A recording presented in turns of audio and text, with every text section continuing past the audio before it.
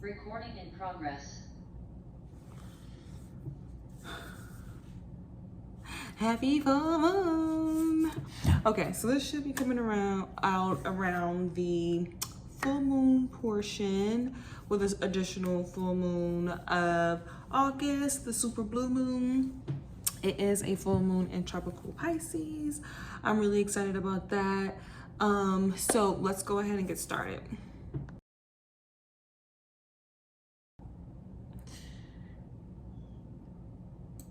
Recording in progress. Okay, so you guys know how the disclaimers and everything normally go. Obviously, take what resonates, leave the rest. Feel free to pull deeper meanings and more specific meanings from the cards if you're a reader yourself. I am your diviner today, Saj the Sage. All of my information will be in the description box below. I'm trying to think of what else I have to say. Oh, this time I don't have channeled messages. I am going to be bringing some channel messages to you guys with the love and finances readings that are coming, but didn't have time this time. So let's go ahead and get started. I'm starting with water signs since it is a full moon in tropical Pisces. I'm not really mad at that, you know, as a Pisces native myself. You know, this is pretty much, this is my energy, dude, you know. I believe with the transits, the full moon is going to be conjuncting Saturn in Pisces, which, as someone who's actually going through the Saturn return, I may or may not notice. I'm not sure.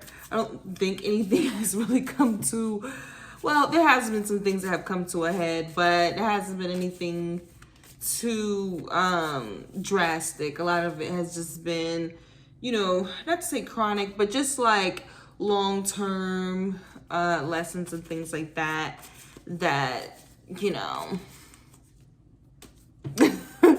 get illuminated and let you know, like, this is where you're at with the progress, bruh.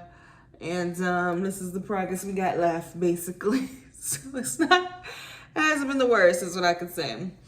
Okay, so let's go ahead and get started. I'm sorry, I don't know how, I'm not really caring for how the hair is laying today, but I may have to just let it go, right? Okay, let's get serious.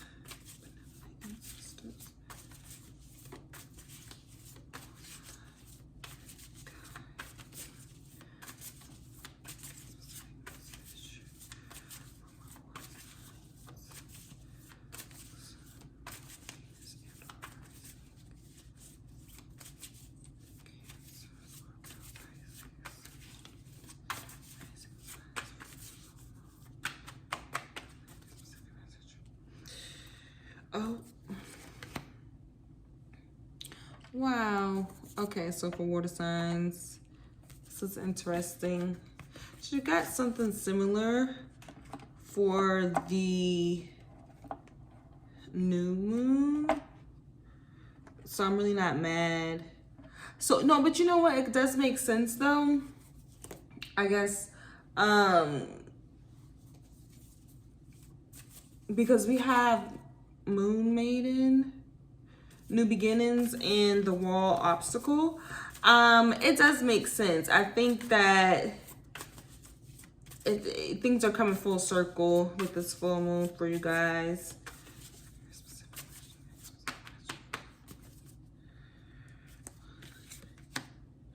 Ooh. Rising about the fray. Lost in space, needing direction.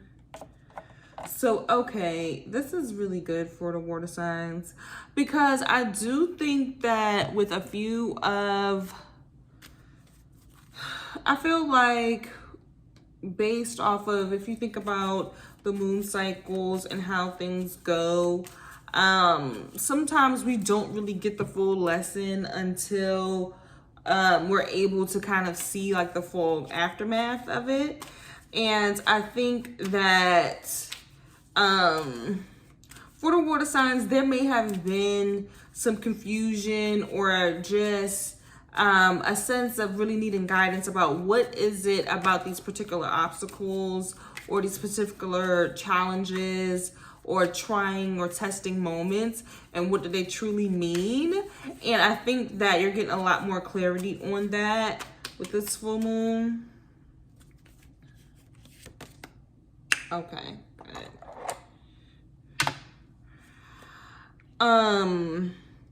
And it's giving you a moment to be able to really see like the full landscape of this new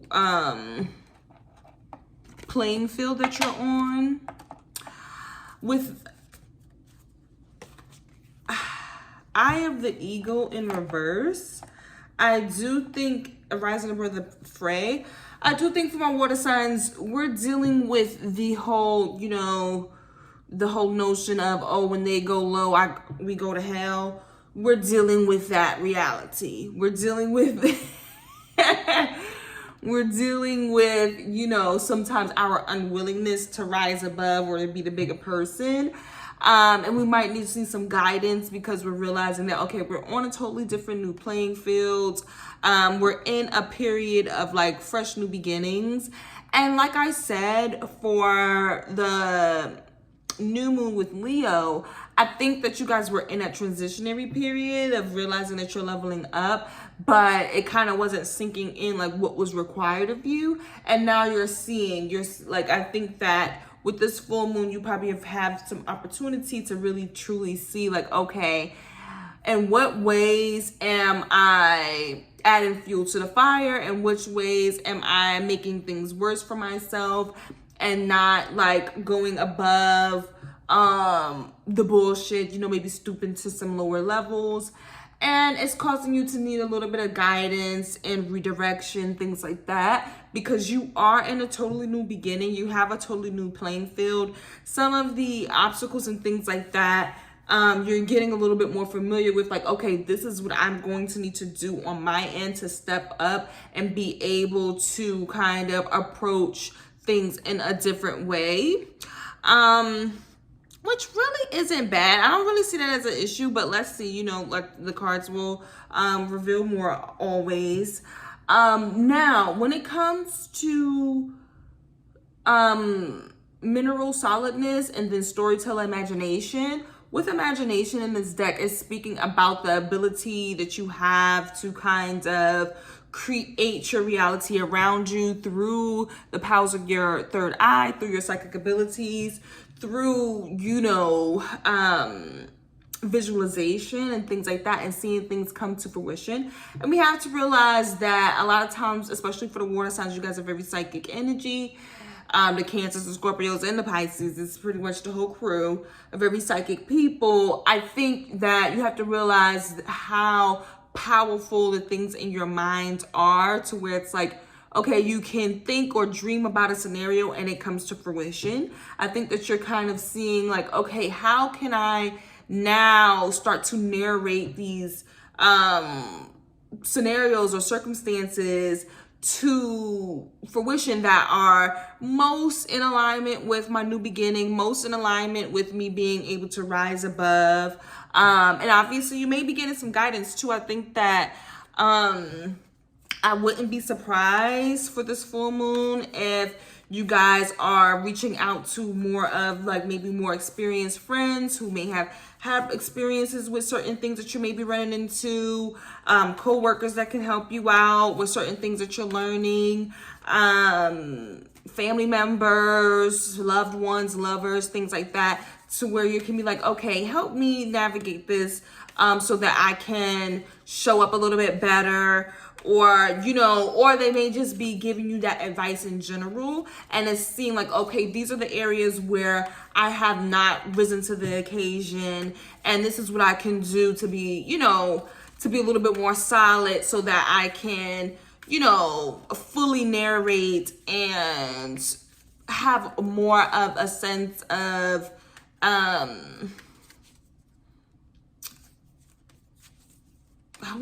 more of a sense of direction.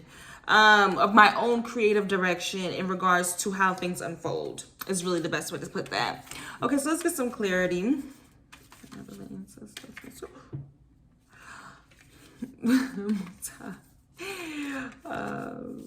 Benevolent sisters, most high. I knew that was gonna happen. Why is that in my face? Y'all wonder what I'm saying? I'm saying benevolent ancestors, most high, spirit guides. Stop being so nosy, Lord. But you know what it was? In one of the videos or whatever, because I'm mumbling it, it sounded like malevolent or whatever. And I was also fixing my my lip gloss or whatever at the time. So I'm like, okay, I see why y'all being so nosy, but seriously, not to say mind your business, but you know, if y'all could comment, I would like that too. Like, what do you, okay, let me get focused. What's high?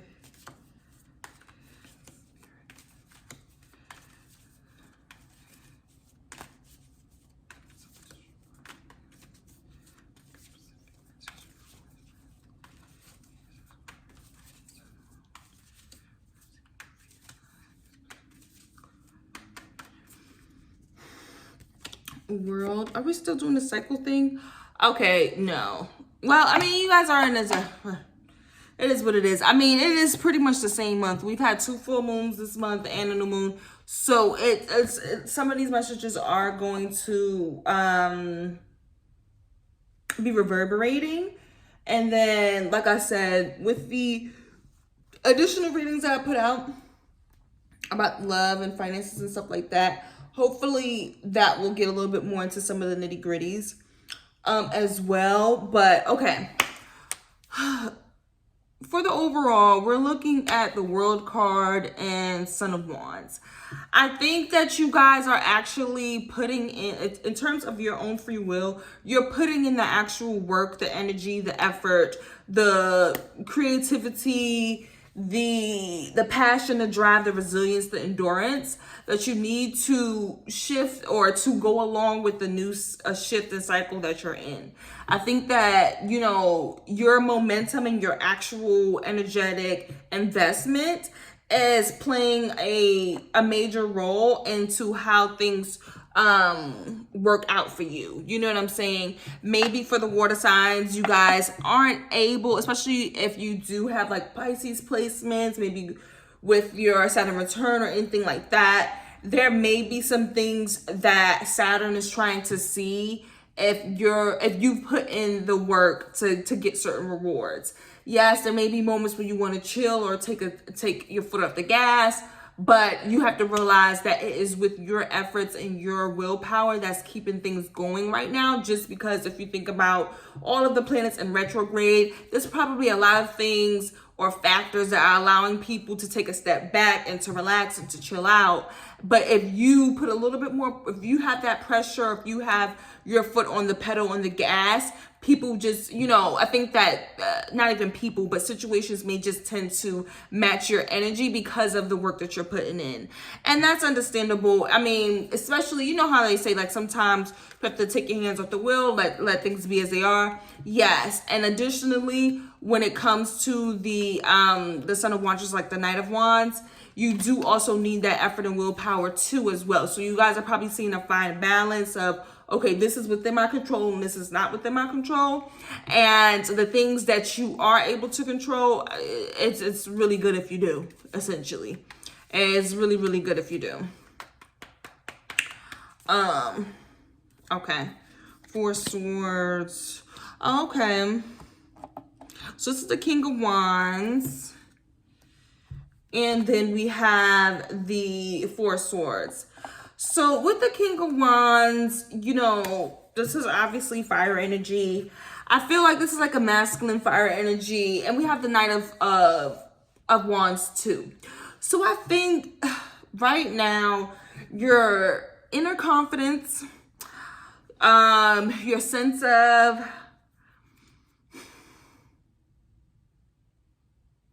I do want to say vision, but it's a little bit different in regards to this, because I feel like with this Four of Swords, there is maybe some level of just like self-protection, or like your courage, you know what I'm saying, that is being tested a little bit, or that you are kind of laying the foundation and establishing like what those guidelines are for you. The reason being is because with the King of Wands, it is good energy. It's usually someone who is, you know, brave, willing to stand up for themselves and their family, willing to kind of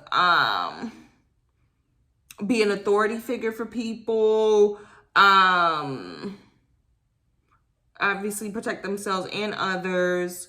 But I feel like with this, especially with the Four of Swords, this is definitely a situation to where it's kind of like maybe certain boundaries needed to be established, or like maybe you felt like certain things or certain people kind of overstepped or went a little bit too far, or basically to where you may have felt some sense of not wrongdoing, but to be like, you know what? I have a good example of it work-wise, but you know how it is work-wise, where sometimes like, you know, it's very, you know, it's more of a moral, ethical thing, to where you don't necessarily have to get recognition or credit or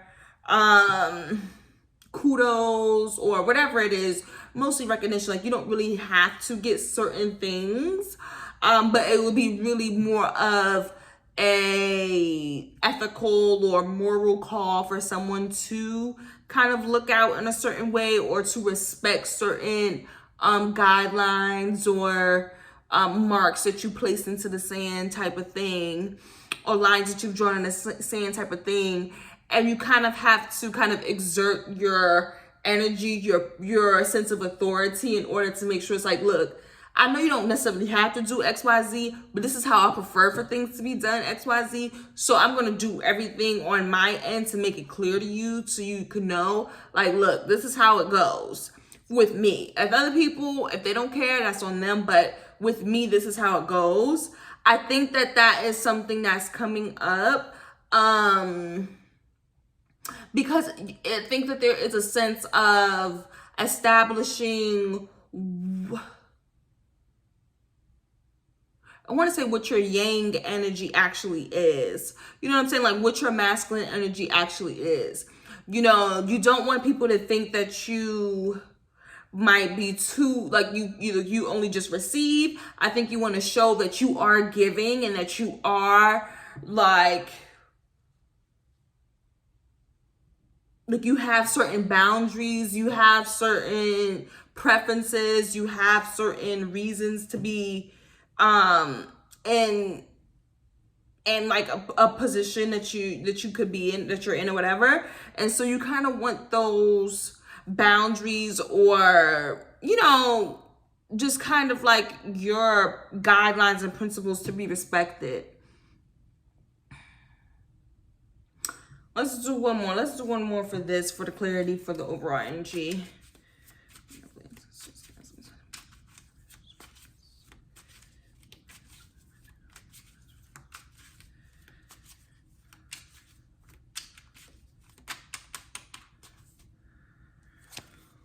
Four of Wands.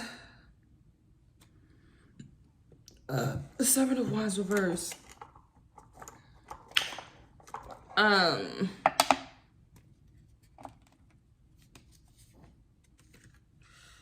Leo and Sagittarius. Leo with this Four of Wands, and then Sagittarius with the Seven of Wands reverse. It's about your exertion of power. It really is. Let's see what the Seven of Wands reverse may indicate.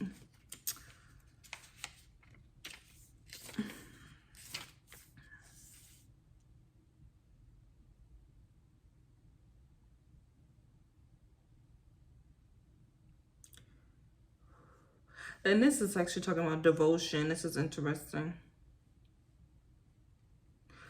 The Seven of Wands is normally, to some level, like a conflict type of energy, though.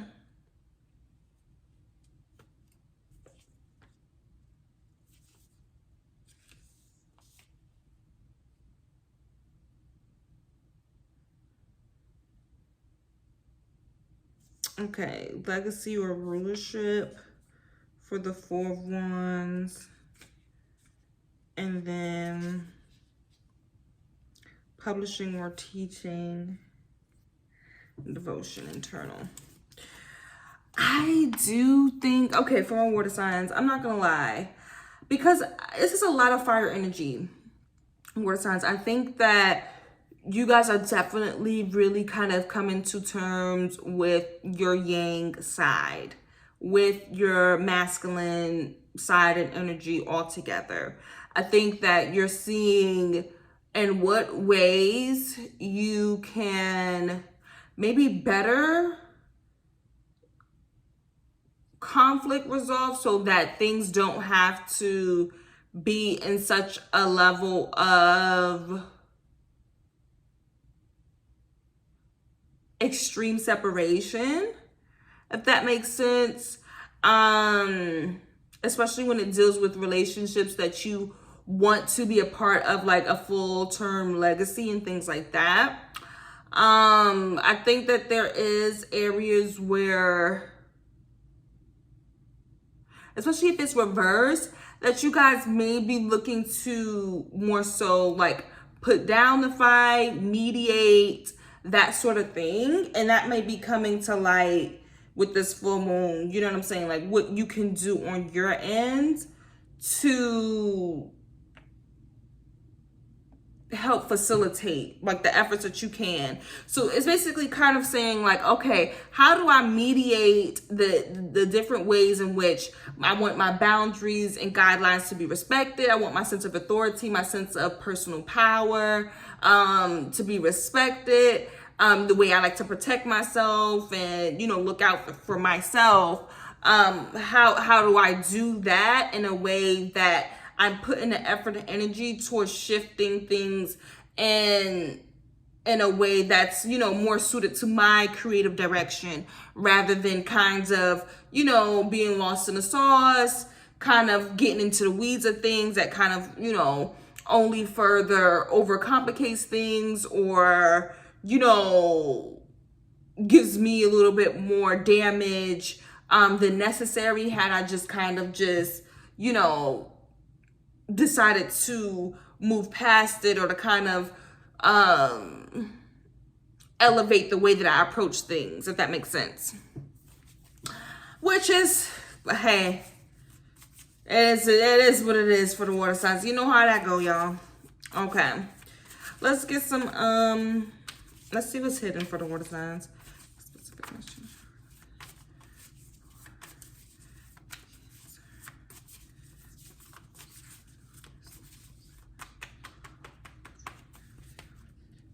Okay, groupthink.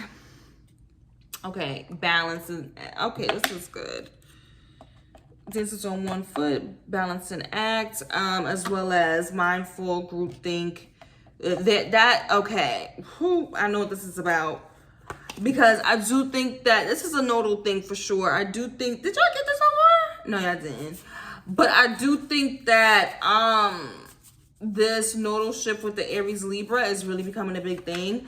Because right now, I think that people are trying to figure out how to also be in harmony with their, you know, with their greater community, as well as being true to themselves.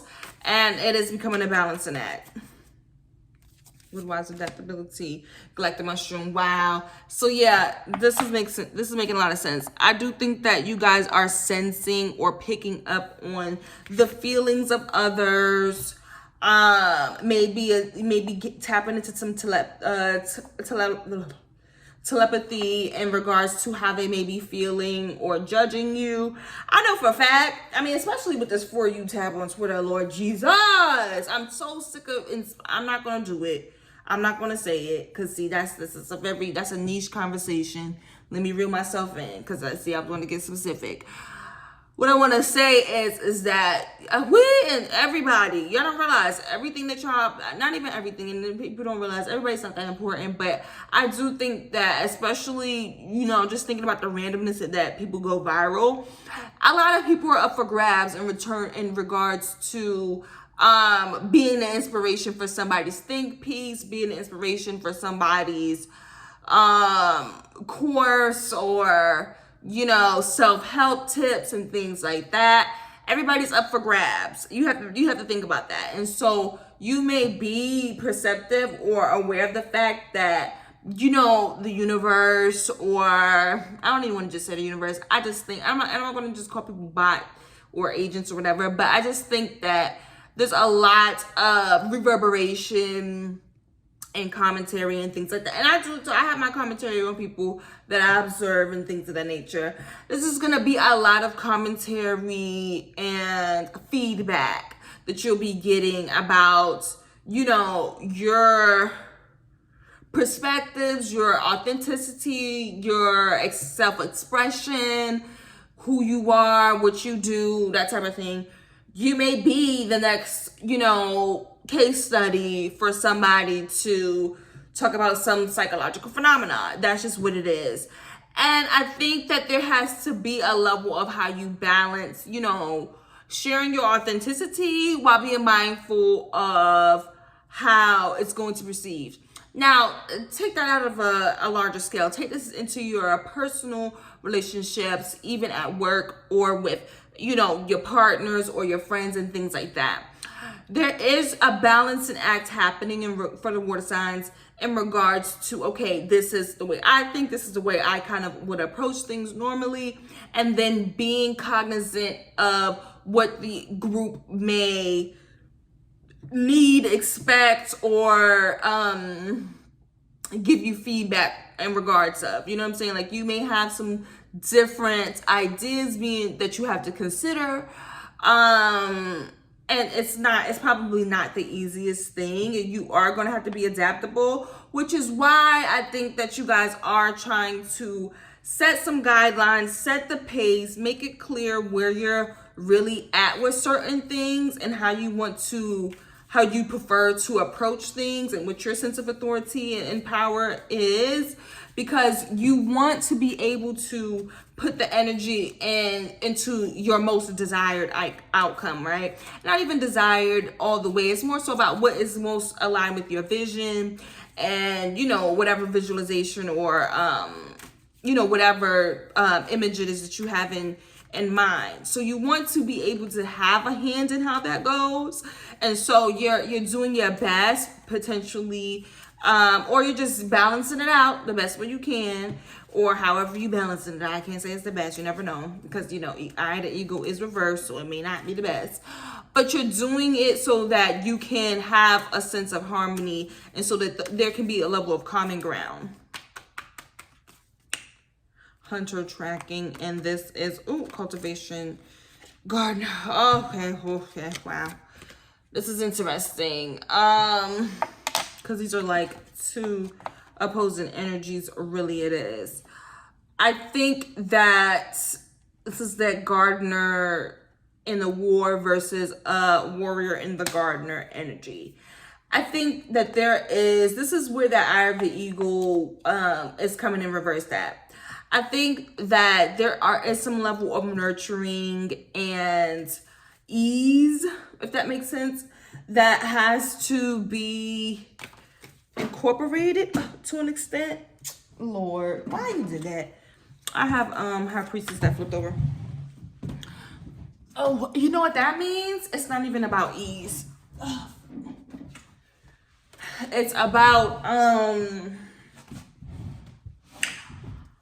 because High Priestess deals a lot with just using your connection to the divine to be able to, further tap into like your own personal mission, in regards to, you know, what your soul called you to do and things like that. I think that there has to be, in terms of the actions to take, because, you know, with the Knight of Wands, it can be a little bit of an impulsive, maybe overzealous, maybe aggressive type of energy. I mean, it's not, you know, it's not really, you know, it's not reversed or anything to say like, okay, it's bad, but it could be a little bit of a, you know, go for the gusto type of energy. And, you know, with like a high priestess energy, it's more so let's pray about it. Let's do some divination on it. Let's, you know, meditate on it and kind of see the best route to go. I think that you would have to do less hunting and you could do more magnetism. With tapping into that high priestess type of energy, and therefore your cultivation ability would be in the upright rather than in reverse, because you do, I mean, most people would prefer to be the, not the magician. All right now, cards, seriously, most people would prefer to be the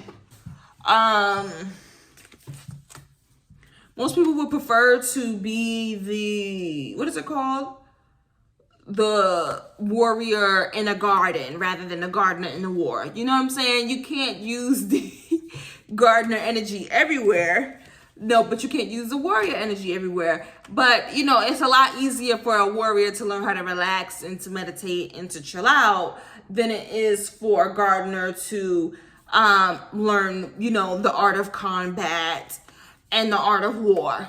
Okay, that would be a quite a learning curve, you know what I'm saying? So I think that that's really what it's talking about. Let's get some clarity about what's hidden. Okay. This relationship stuff, Jesus, I can't do with relationship stuff. I love love, I really do, but there is a lot of relationship stuff happening. Okay, so we have essentially the Knight of Pentacles and the Two of Cups reverse. So this is really just talking about the fact that maybe, obviously, there's some relationship that pretty much is upside down right now. I think that when it comes to the Knight of Pentacles, there's a level of taking things slow and moving with a sense of integrity and ethics and morals that, you know, like the Knight of Wands and stuff doesn't get. So I think with this relationship being upside down, there could have, I don't know, let's get some clarity about this Two of Cups reverse. I really don't know where this is coming from.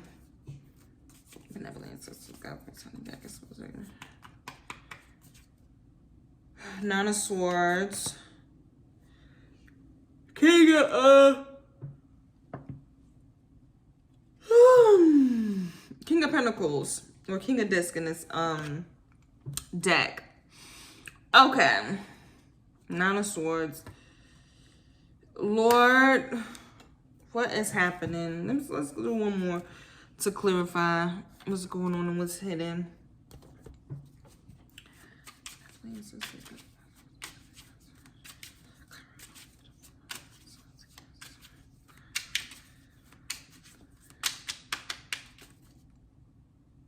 The Death card and a Seven of Swords reverse.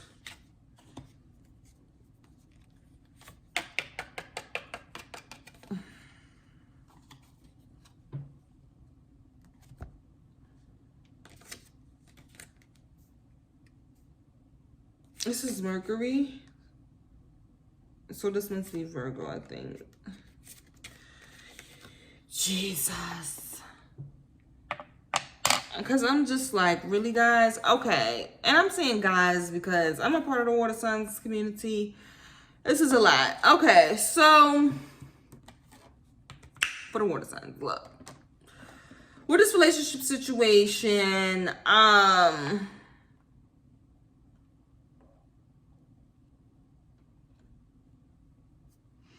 I think that the Two of Cups is reversed because what's hidden in regards to the balancing act that needs to happen, there needs to be a little bit more harmony and balance that is happening in regards to either the way things are, like the pace that things are going, the mental kinds of perspective on it. Maybe there's some level of overthinking happening.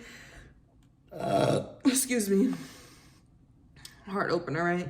There's some level of overthinking happening. There's some level of, because with this King of, I do think that this King of Fire and this King of Earth is two different energy.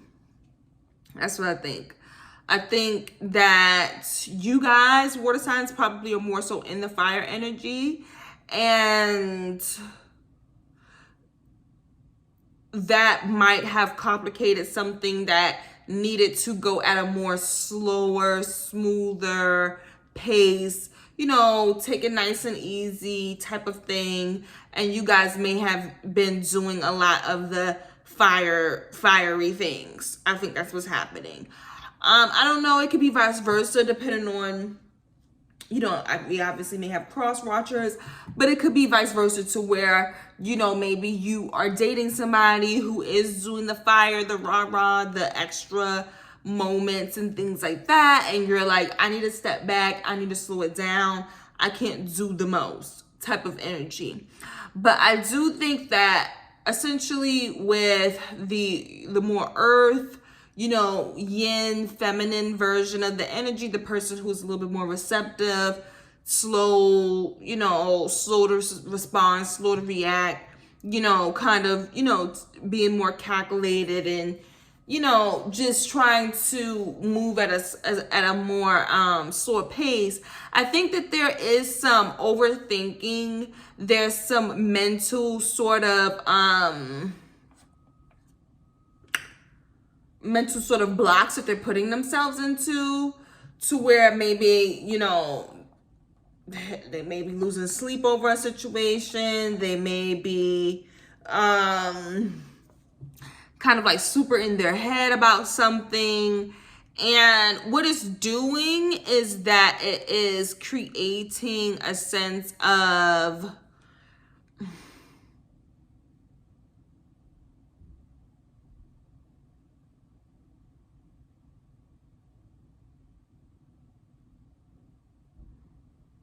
because with the Seven of okay, no. What the earth energy is doing is creating a sense of disconnect from the Two of Cups moment. Because they do want to take things slow. It's like those people who be like, oh, I'm a slow burner. I don't move too fast in relationships and things like that. And they end up moving so slow, or they may end up overthinking something to the point that the other person is just not as interested in them anymore. They're not really as invested or really, looking to come together as they were in the beginning, because it may send them a message of, okay, you're moving so slow that you just don't want the connection type of thing, right? So I think that is a scenario that could be happening.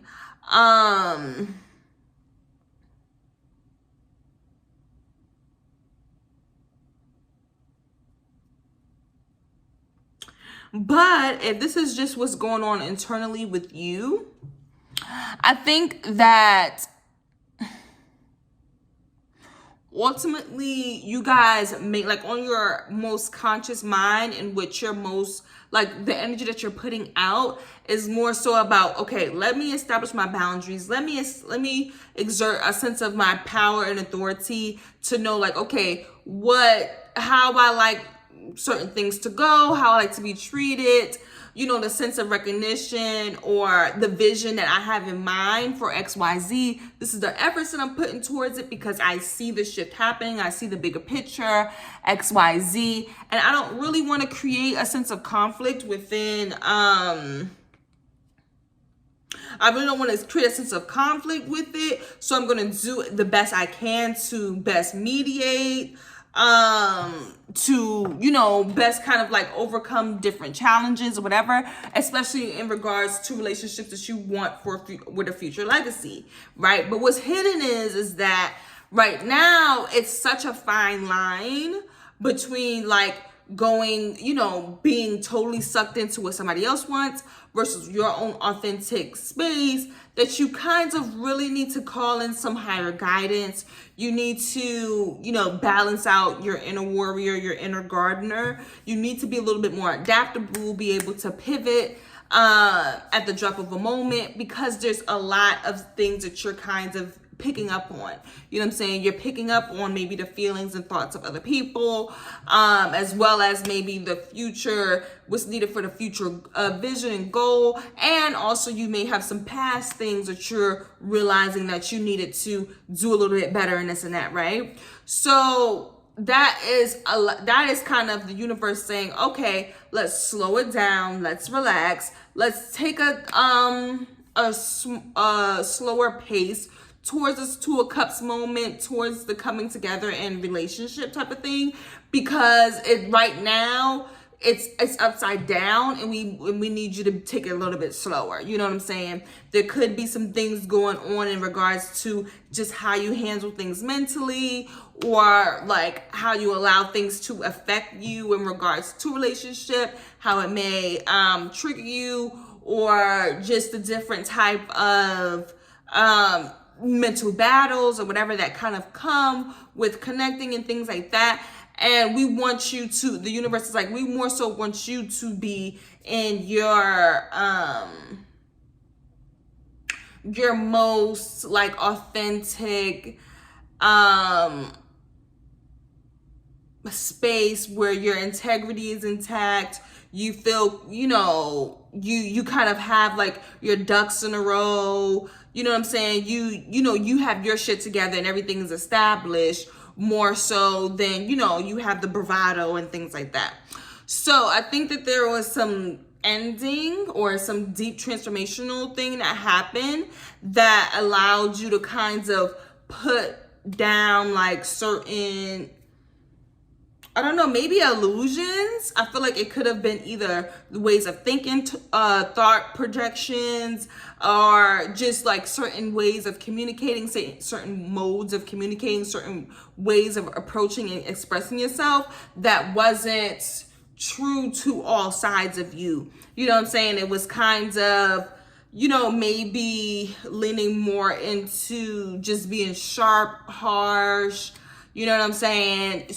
Skewing things to favor you rather than being fair, that sort of thing or whatever, so that you can actually do this fine line of balance in a way that's more effective.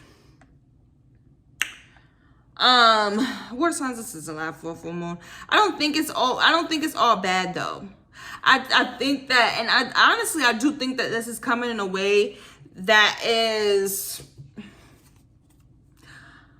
I feel like for you guys on the outside, a conscious outside of it, it's probably really not that bad. I think that's probably, I'm gonna be real. I'm real water signs. I think that's probably kind of just like, it seems more like a slight redirection to where you have to tap into like the image and the actual image that you want to bring into this reality, and, you know, tweaking some things about how you can better balance things out. But I do think that your relationships took a hit with this. I do think they did. I think that there may have been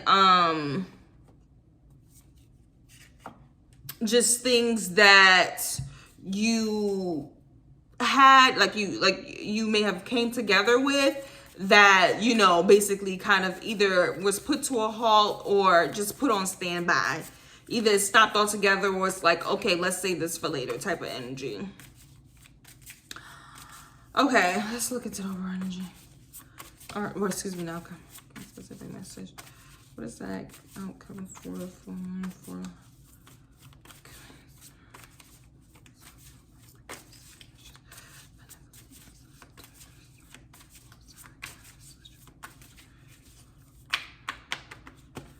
Okay, tiny house. Okay, so this is good. Okay. Yeah, I'm not gonna lie, water signs. I do think that y'all are probably just like, let me just redirect. Let me just reorganize and get in and do this differently. Cause you're getting first breath, beginner's mind. So you really are starting fresh. You're starting fresh. You're kind of like, okay, let's clear this out. I get to kind of like organize things in a different way. I kind of get to go about things in a different way too. I kind of even have like maybe a fresh perspective on things. Oh, I didn't realize I feel like I'm starting to have less of these little placeholders, these card holders that I have now. Oh crap. I was supposed to take these cards out first. Okay. So, in overall energy, we have straddling worlds, wandering between realms, and gestation period, winter's dream. You guys are getting into, especially for the Scorpios and Pisces, excuse me, y'all are about to be in your winter bag, and y'all know how y'all do. Y'all get into, once it's time for I mean, Scorpio's technically like the end of fall or whatever. We don't really get into, what is it called? The winter solstice or equinox or something like that. Whatever it is. We don't get into that until like December. But yeah, I think that for but y'all are y'all getting into y'all getting into your underworld energy, really is what it is. Water signs. I mean, because even like Cancer energy, I know that Cancers are like, what is it called? The, not like the Grim Reaper, but it's like the, they're basically, Cancer energy is like one of the guides for the dead. So, you know, you have to think about the moon. If y'all know about like all of the conspiracy theories around the moon, really. And then if you think about, oh, don't go to the light or whatever, false light or whatever, the moon is usually like the primary example. But essentially, like, Cancers are basically like spirit. Normally, like, that energy is like not the Grim Reaper, but it's basically like a guide for people, like a death doula type of energy, basically a guide for people transitioning realms who go from the living to the dead and stuff like that. That's Cancer energy. Scorpios, y'all know how y'all are. Death and rebirth every day, every night. That's y'all do. That's what y'all do. And then the Pisces dream realm, which is technically astral plane, you know, spirit realm, technically. So y'all do have a lot of underworld. And I mean, hey, water signs, it is what it is. Y'all are yin. We know how to what to do. Y'all have a lot of underworld energy, and I think with the winter's dream is speaking a little bit of that, water signs. I think that you guys are coming to a balance, basically, of your underworld energy and your overall energy, and kind of really figuring it out. You know what I'm saying? Of how you kind of balance your energy through each dimension. And there are certain things to where you may have moments where people don't understand why you are the way you are and things like that. But, you know, kind of just like rest in that. Know that, you know, you have your particular areas where you have mastered, or, you know what I'm saying, you've kind of been able to kind of balance both, and it's mainly because of just kind of just how your energy naturally is, you know what I'm saying? And I think that for the full moon you're probably seeing a little bit of that, but ultimately it is giving you a place, or, you know, a areas to start fresh in, really kind of just to not have to worry about it as much, if that makes sense. Like, not have to worry as much about what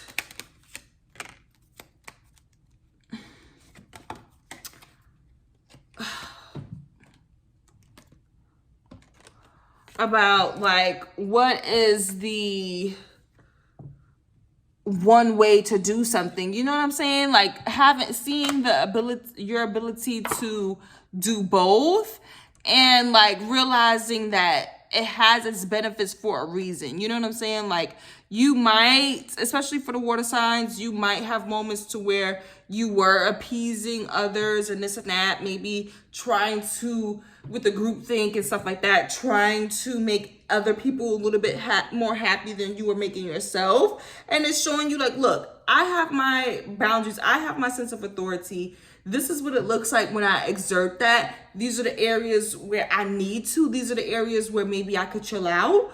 But just kind of embracing that, realizing that you're going to have your moments to kind of grow, develop, you know, and all of that. And ultimately it's like you have both sides, if that makes sense. Like you're not going to be able to just be only your fire side or only your earth side. You're gonna have to be able to do both, and it's growing, you know what I'm saying? Especially with that gestation period, it's like, okay, sometimes it's just in its infancy stage, and that's just what it is. You know what I'm saying? Like it's not a full blown years in the game veteran. You know what I'm saying? Like it's you're in your rookie year type of thing. So hopefully that puts things into perspective, especially when we're talking about the fact that you do have a new playing field of different obstacles you may be running into. Okay, and then also with the overall energy, we have innocent and purity, and then inventor and ingenuity. I think that, like I said, I think I just said that, really. Listen, guys, this is definitely, I think for this full moon, you're seeing the areas in which you are literally in your infancy stage. You are in your rookie year. You're seeing it. You're seeing the areas to where there may be some rookie mistakes, there may be some small things or whatever, to where it's like, I'm just getting started. I just now got this level of respect. I just now got this level of, I don't know, this whatever it may be. And, or this level of freedom could be this level of self-expression, whatever it is. And you may not be perfect at it. And that's that's kind of the purity in it. That's the part to where it's like, well, duh, you're supposed to have these raw moments and stuff like that. Just, be creative, be able to like, make it your own. Don't kind of just go along with maybe some shit that needs to be cleared out. You know what I'm saying? Okay, let's get some clarity. Oh, lovers, wow. Oh, Lord, oh my Jesus. So we have the priestess of this. So this is the queen of pentacles. Then we have the lovers. So yeah, I do think that y'all are the fire, and then if y'all in a partnership situation, that person may be like in the earth energy. But what I'm saying, the reason why I say this is all is because essentially, guys, I think that what's hidden is definitely the part that you haven't realized, that you kind of got to take a step back, take things a little bit slow, relax your nerves a bit or whatever, because there is maybe a divine partnerships and divine unions coming into play, and that has a little bit more precedent in destiny over like the Two of Cups type of unions, to where it's like, oh, we got feelings for each other, we like each other type of thing.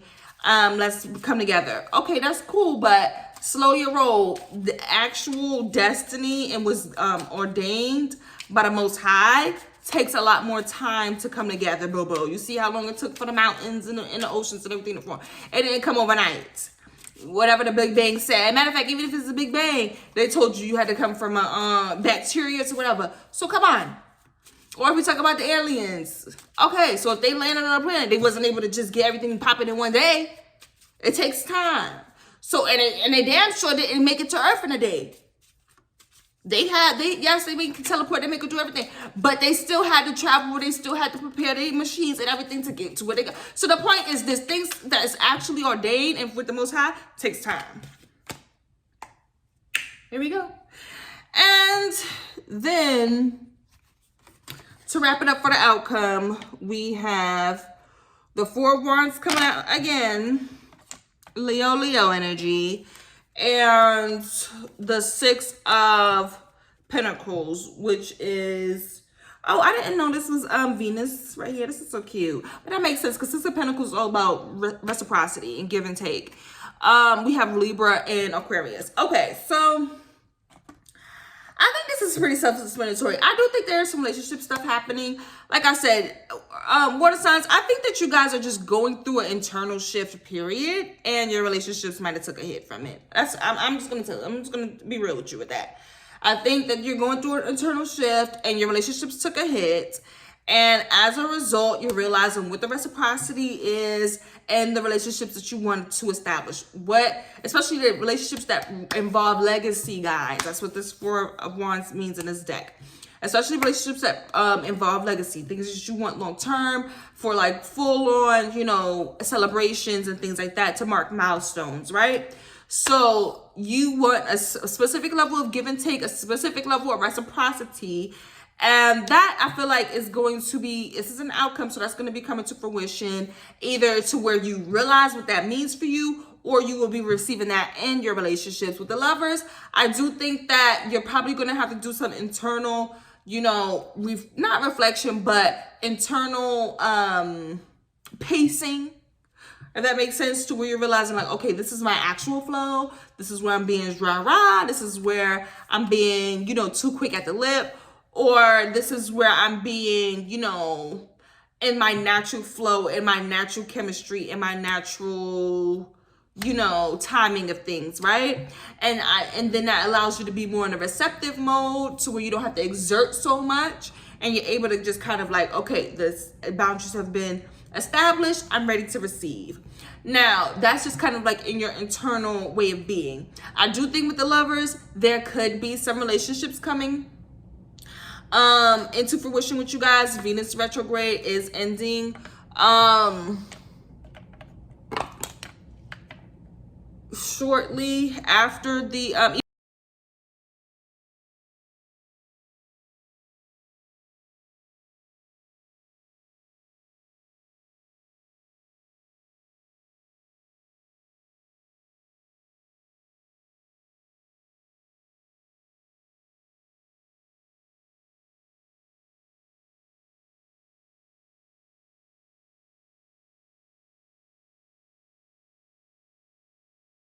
you want, just don't call me broke.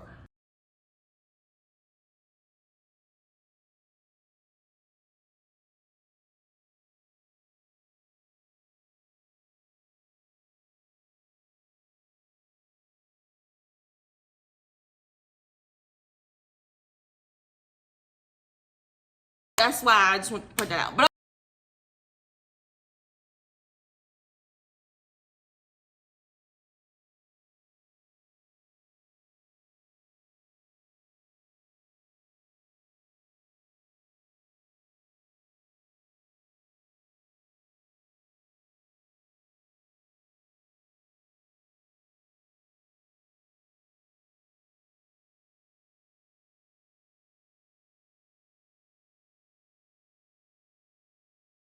into internal just sorting out and recalibrating for the water signs. So it's not going to be automatic, but just give it time. It'll cultivate and come together. You got the Lovers that's outside of your free will, so thank God for that. You know what I'm saying? You can't do nothing to mess it up. If it's meant to be, it'll be. All right, so let's move on.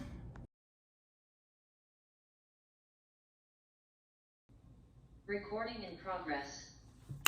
Okay, let's get it. All right, we're moving on to the fire signs. I had to, you know, remove the lashes, remove the bra. Just, you know, take off the restrictions. It's time to relax. It's a full moon, so.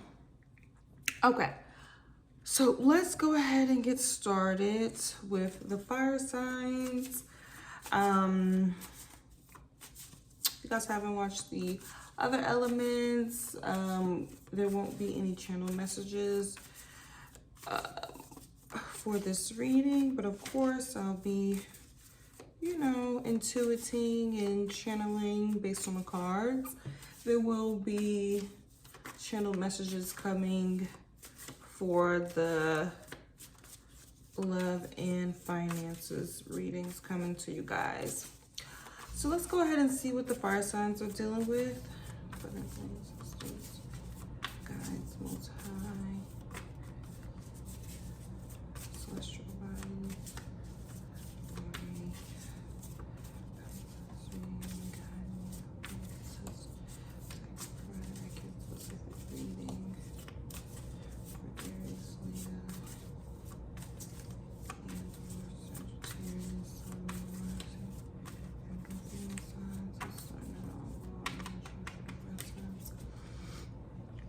Okay.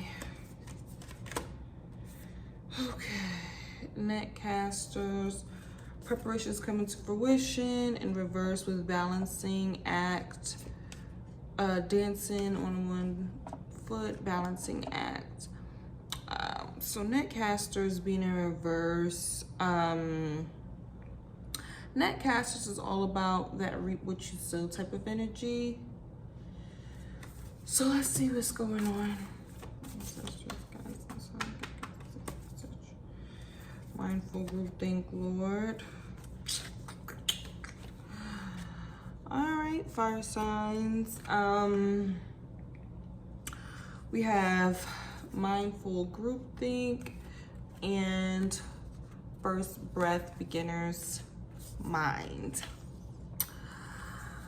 So with that, net casters being in reverse, and then we have mindful groupthink showing up here. It does suggest that there could be some outside influences that aren't the most healthy or beneficial to just this fresh start in this maybe new beginning phase that you're in. You might be in a very fertile space mentally to where, you know, seeds that are planted can be can very much so kind of dictate the type of crops that you'll end up yielding. So if you're chiming in or listening or kinds of feeding into certain thought forms, projections, opinions, or just like other people's perspectives onto things, it might be a little bit harmful in regards to what you would have like genuinely and authentically wanted to get out of certain situations. But let's see what else is going on for the overall energy. Water flow, hit current. Wow, I don't know what's going on here, fire signs. This is interesting.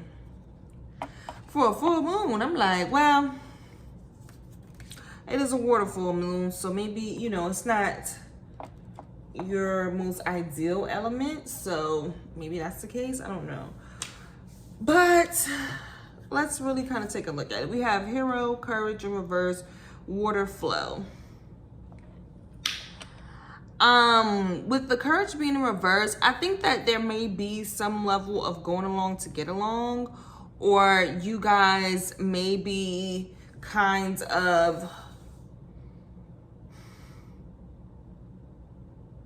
not speaking your mind or expressing your perspective about things because you might be, you know, in a novice or kind of more, you know, apprentice level at something, and you might be thinking that elders or people who have more experience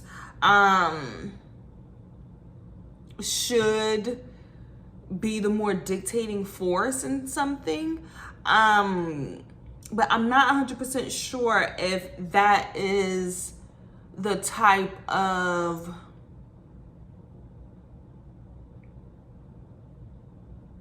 outcome that you want. If you know, you might be so fresh and new in a particular circumstance to where, you know, you don't really want to put your own spin on something just yet. You kind of want to just feel it out first. but you don't want to be, you know, a supporting character in your own story. You want to be the main character.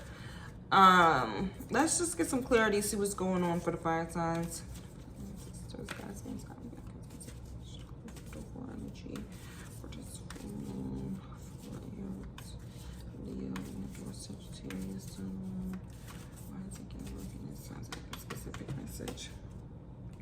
Oh wow. Jesus. Fire signs, what is going on? I don't know what I mean, I don't know what's going on.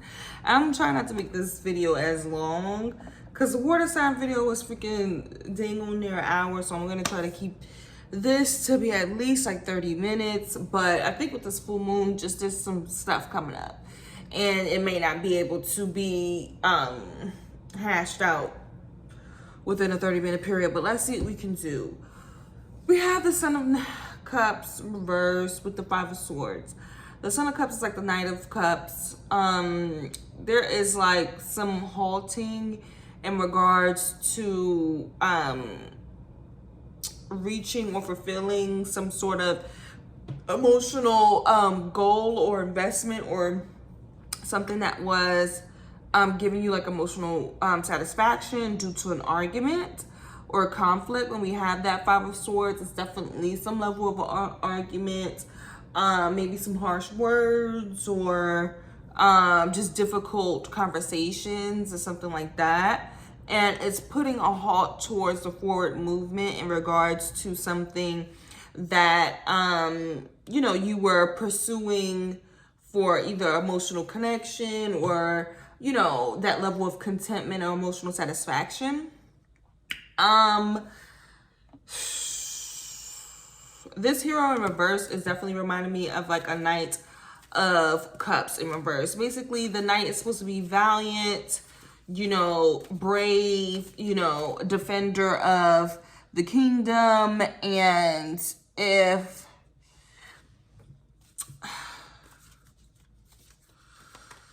it could be some, what I call it, emotional cowardice. It could be that. Like, some people are genuinely emotional cowards. I'm not saying that this is you guys. You might have a moment where that could be the case, right? But emotional cowardice is essentially someone who is like anxious avoidant. They avoid intense emotional connections. They avoid intense emotional upheavals or circumstances and things like that. They may run away. They may shield themselves from it. Or they just may be so docile and quiet and silent that, you know, things can't move forward. Let's get some clarity. Jeez Louise. Judgment. Okay. And Four of Swords.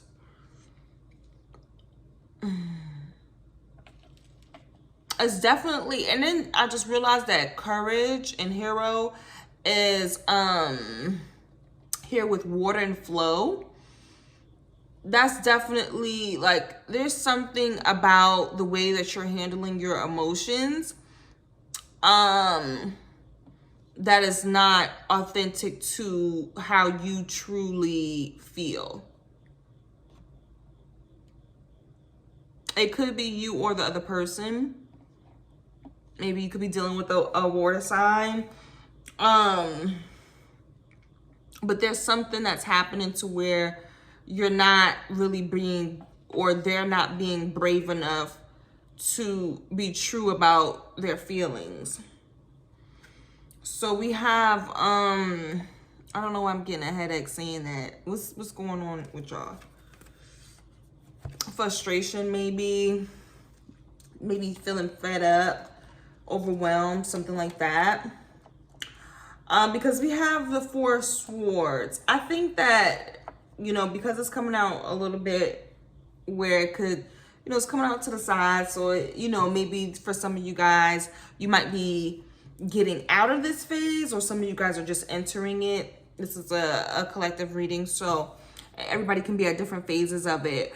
But with Judgment coming in, it's definitely indicating that there was some divine intervention. There was a higher power that decided to act on behalf of what was necessary for setting the proper boundaries, having the, giving like a reset, like a mental reset, to kind of reset either the conversation or the perspectives around certain things. And it was done by a higher power. It really wasn't within your free will. Maybe because in regards to the free will aspect, there was a lot of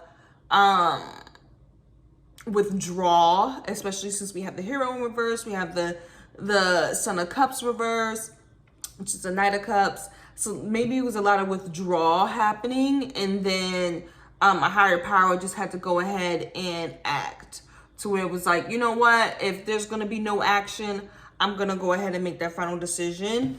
And you know how that happens when the universe gets involved, especially when we think about all the planets that we have going retrograde and stuff like that. It's so easy for things to go out of your control, to where it's kind of just like, you know what, if XYZ isn't going to take action, then I can set up a perfect scenario and a perfect circumstance, or work through a particular vessel to make it happen.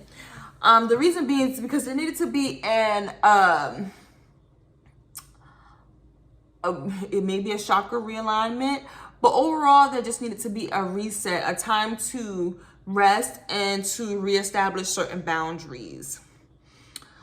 Fire signs, this is really popping off kind of crazy. I'm not gonna lie.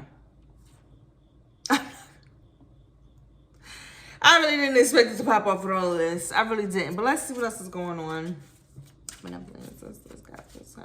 Specific message. Put over energy for Aries, Leo, Sagittarius, something specific message. Okay. 4 swords again, Lord. Yeah, I ain't playing with this 4 swords. It's something that's really seriously happening. 4 swords, and then we have the Knight of Cups again. Jeez, so fucking please, dude. Look, let's see what this deck says about the Knight of Cups. Oh, Lord. I don't know what to tell y'all, fire signs. I don't. Denotes thoughts of love or affection, sincerity,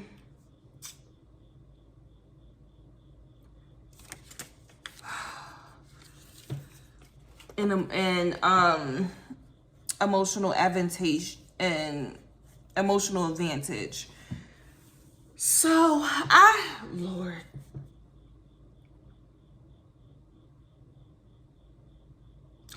There are some boundaries placed around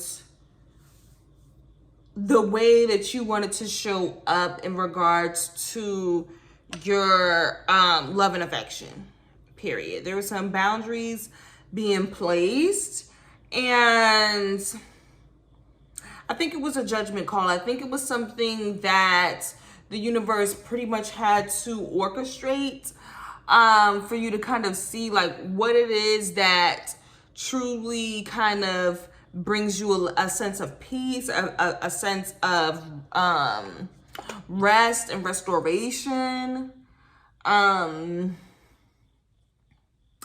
Let's see what's hidden, because I'm really, not to lie, fire signs, I didn't expect it to go this left so soon. I really didn't. I'm like, okay, what else has been going on? Let's see what's hidden. Ancestors, guys, no time to get a specific message. What is hidden for?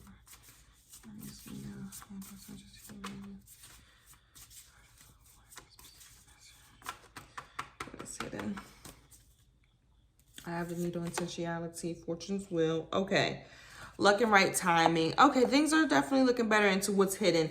I think that on the surface, you're probably dealing with a little bit of a lot, especially in regards to relationships or those that you're emotionally connected to. But in regards to, you know, what's unknown, I think that things are going to be turning in your favor. Especially if you're intentional. See, with the intentionality and the netcasters, those two things are very, very similar. With the netcaster, it's about saying that you have to have the proper preparations for what it is that you're asking to call in. So if you know, like saying you're going fishing, if you want to catch a big fish, you need to have the proper preparation to store the big fish in the cooler or whatever. Because if not, if you just leave it on the boat or whatever, if you're fishing on a boat, it can just flop on out of the boat. So you would have to have the proper sort of space in order to keep what it is that you're trying to catch, right? So when it comes to the eye of needle, intentionality, you have to be very, very intentional, because you guys are, you know, kind of weaving your reality around you. And it is looking like it's being done to facilitate a level of prosperity and abundance.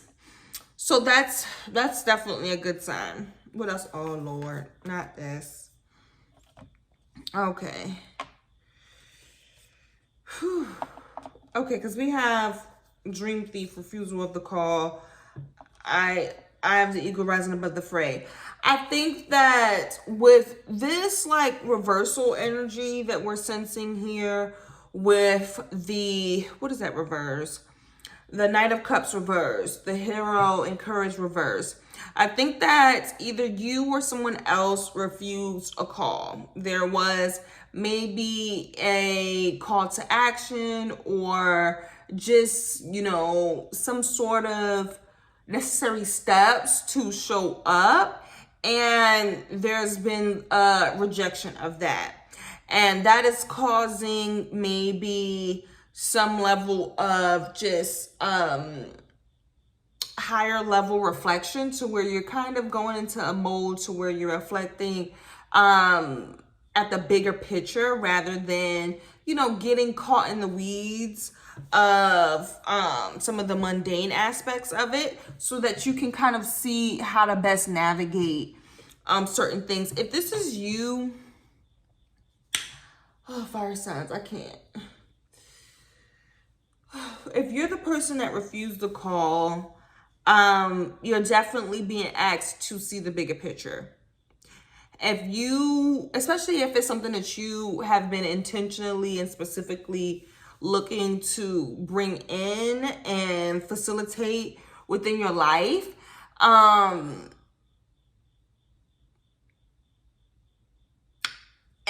especially if it's just like an emotional thing that's kind of, you know, getting into the way or causing some level of resistance either within you or another partner, I think it's time for you to see like the bigger picture of something, because you do have like a prosperous time, or you do have good fortune that you are manifesting, and you want to be very intentional about,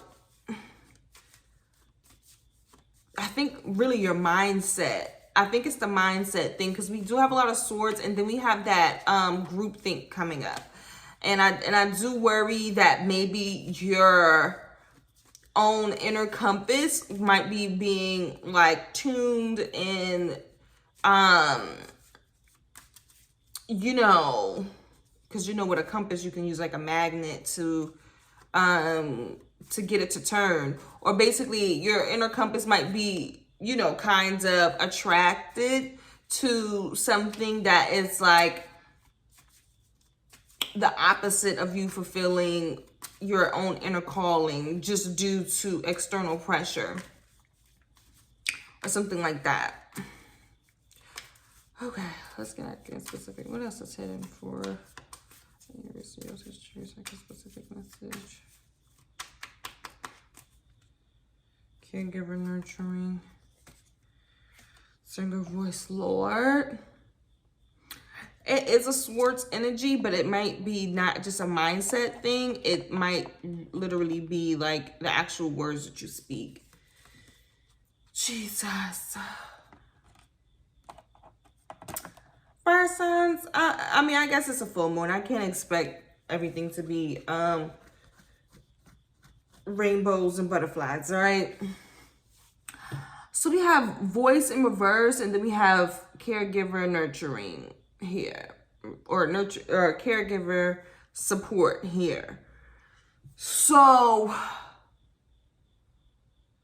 there is something, I don't know what's happening fully, but there is something happening with your Swords energy. So that'll be like your third house type of energy, your Mercury energy.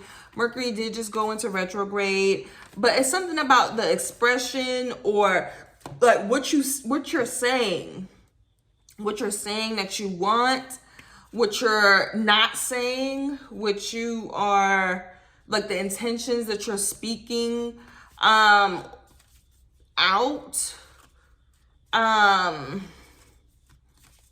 There needs to be a little bit more care and concern, and maybe kind of looking more at like what is it that based off the words that you're saying, what is it that you're supporting, if that makes sense? Because sometimes we say things, you know, we have all this slang, we have all these different, you know, things that we can say, and you know, it can be said in jest and in fun, or it can just be said lightheartedly or whatever, you know, not with a bunch of attention.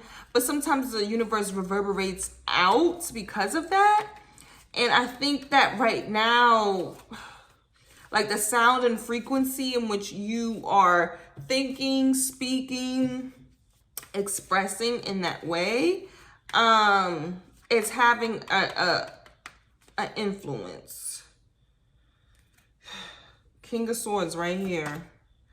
5 of Wands, Lord. Fire signs, I don't know what's going on. Okay. 5 of Wands is about conflict. You got the 5 of Swords, 5 of Wands, and then the King of Swords. King of Swords is all about clarity. It's all about, you know, being impeccable with your word, saying what you mean, doing what you say you're gonna do, you know, having like the ability to be telepathic, or, you know, influence people and shift things with the things that you say and do in that way, right? When we have the 5 of Wands, it's basically saying that maybe, especially with the King of Swords, you could be maybe sharp with the tongue.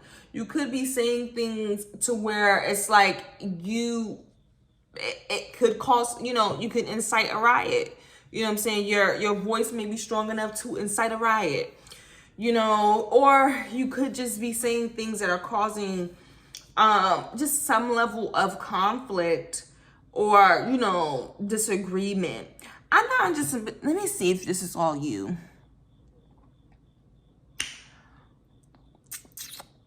The Swords energy, you have Swords and water. So, and then we have the fire here. The sword energy is definitely you. The sword energy is definitely you, fire signs. Because we do have the 5 of Wands, and it may be a level of internal conflict, or just conflict with those in which, you know, you do have some sort of, or you had some sort of emotional connection or bond or whatever with.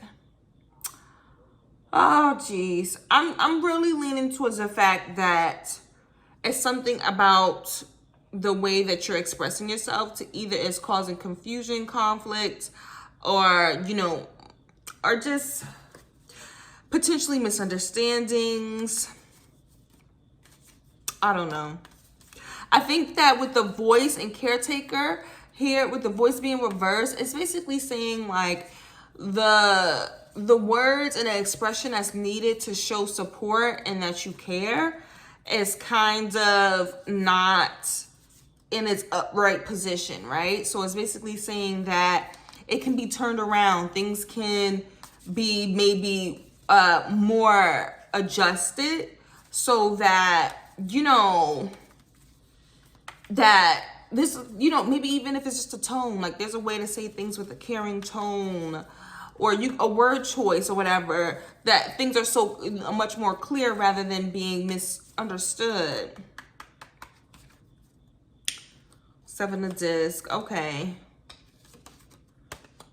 And the strength card, okay. Well, in regards to what's hidden, you do have the seven of disc, which is like the seven of pentacles. This is a waiting period card, basically saying like you probably have to have a moment to wait, chill out, be patient, and find the strength in that. Maybe it's saying too to not say the first thing that comes to your mind as well. That's what I'm thinking. Kind of be a little bit more like just sit back, observe, relax a little bit before you act, because you're going to be able to show a lot more strength that way. You are going to have to be strong during a specific waiting period. I'm not sure if you guys had an argument, but it is looking like this with this Five of Wands, Five of Swords. I'm like, some sort of conflict has went down, and it has to do with what was said or the way something was said.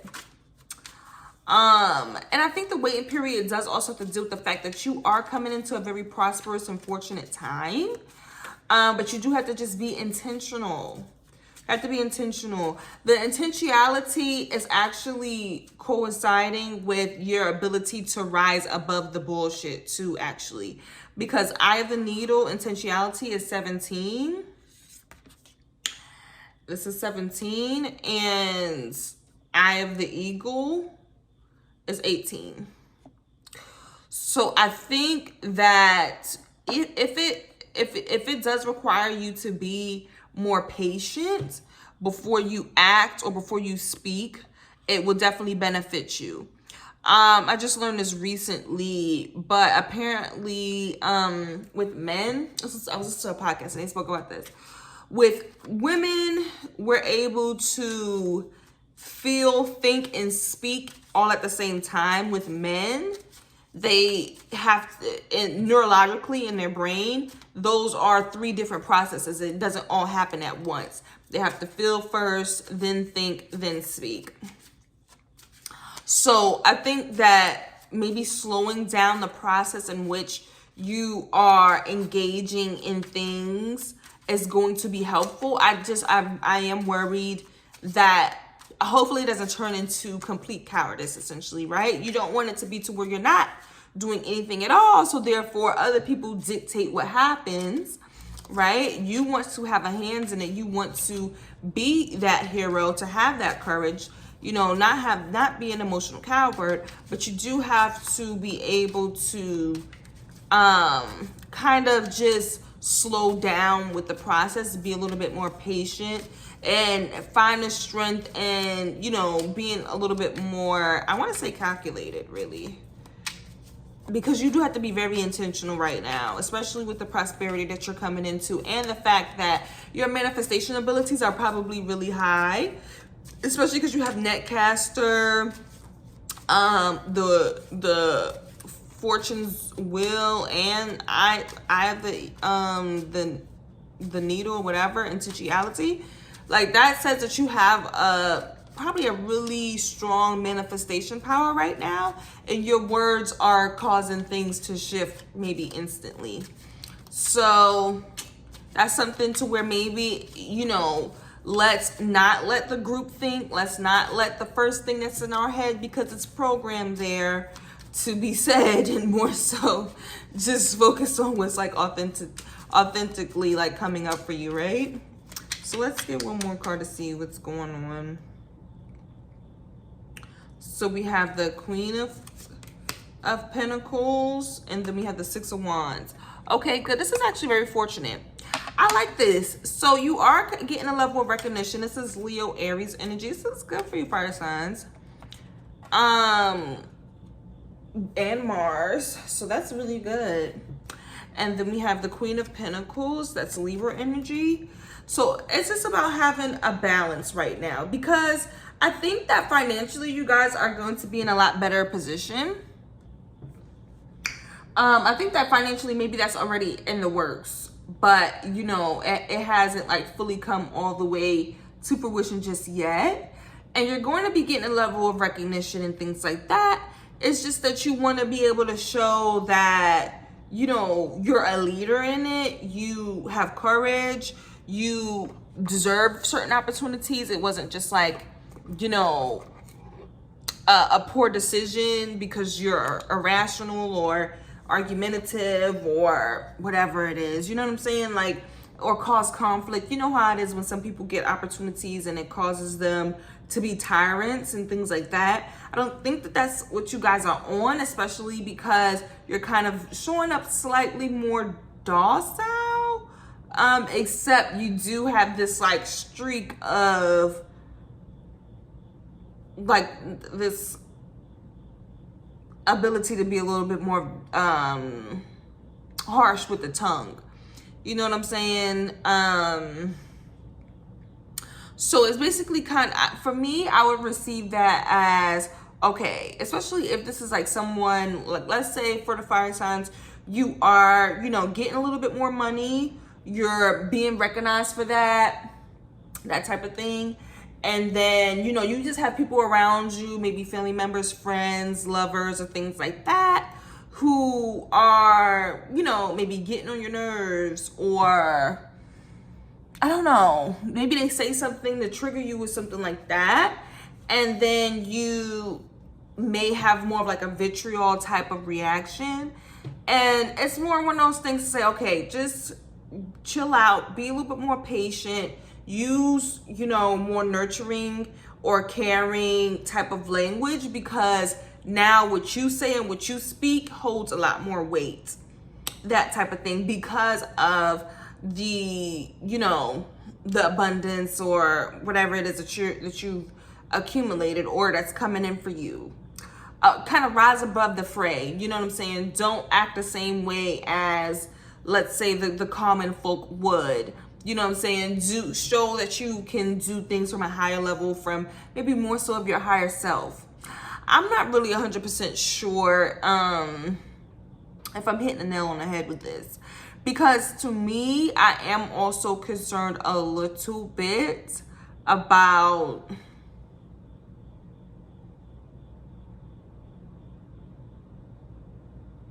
how things have played out. I think that maybe at the surface, maybe more so around the peak of the full moon, you guys may have had some moments to where it's like, I don't know. I think that you guys might have been influenced low key. Hold on 1 second.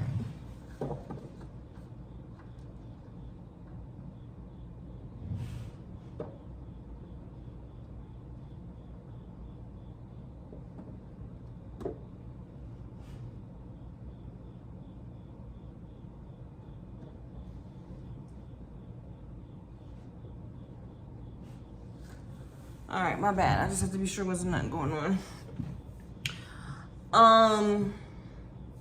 Why is it so dark outside? Maybe that's what happened.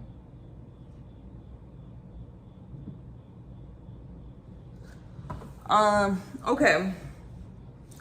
I think that maybe closer to like the peak of the full moon, there may have been like some outside influences, like planting seeds of, you know, or trying to like shift the way in which you go about this fresh start, or, you know, maybe trying to manipulate how you feel about things or go about things. And it could have been, you know, you maybe at first you were kind of going with the flow and being more docile. And then you kind of came into awareness of like, hold on, wait, like this isn't, I don't even really have the space or capacity to, or I don't even have, like, this is not what I was actually trying to draw in with the situation. So, you know, you kind of had to kind of level things out, bring things to your own individual equilibrium and harmony. And that may have came with arguments or setting certain boundaries or withdrawing like your emotional investment or an emotional effort towards something. And then it kind of, there might be just some underlying lesson brewing in. Now, you do get the plus side of, yes, there is some financial prosperity and maybe elevation that's happening, maybe emotional, or not emotional, but financial just leveling out or further stability that is happening. Which is good, is just maybe coming with a little bit of a double-edged sword of, you might have some internal reflection to do about, like, you know, how you speak to people,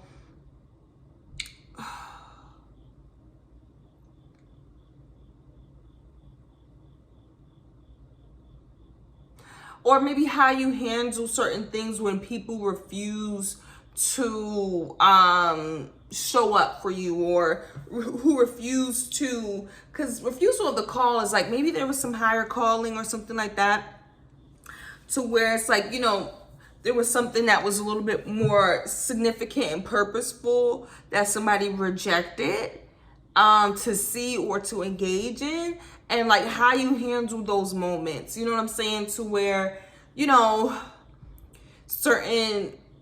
how certain language can cause fights, or how to conflict resolve in those situations, and kind of like how to have a little bit more patience and the strength that comes with that. I think that you guys are probably tapping in a little bit more to the strength and the patience, but there is some just layers of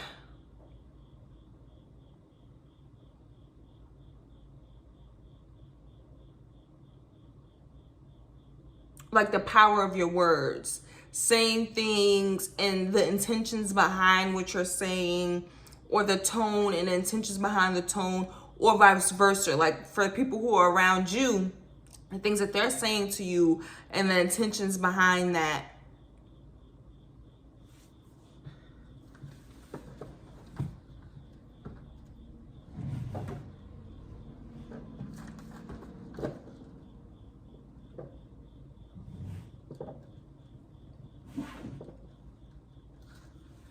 Okay, my bad, y'all. I just have to be sure ain't nothing going on outside. Okay. This is just, I don't know. This is interesting.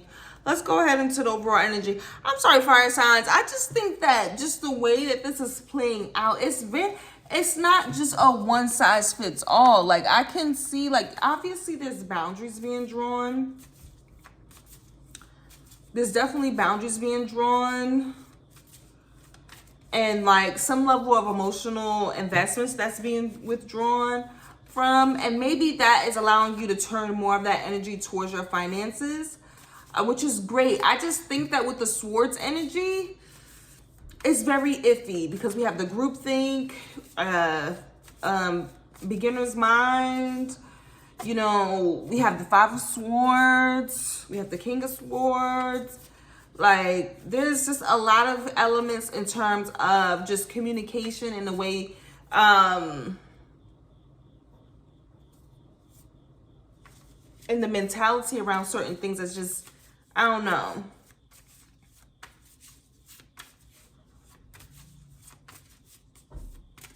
It's not 100% there. I think there needs to be a lot more intentionality with it, because you don't really want to go off a groupthink. You really don't.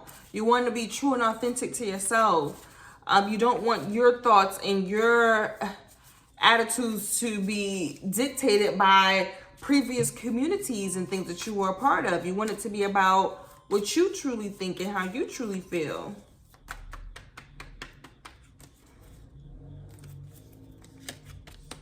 Okay, teachability. Okay.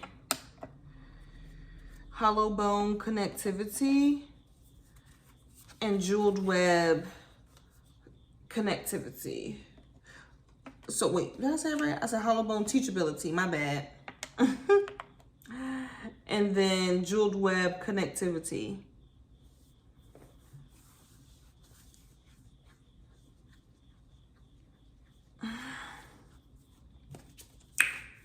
Hmm.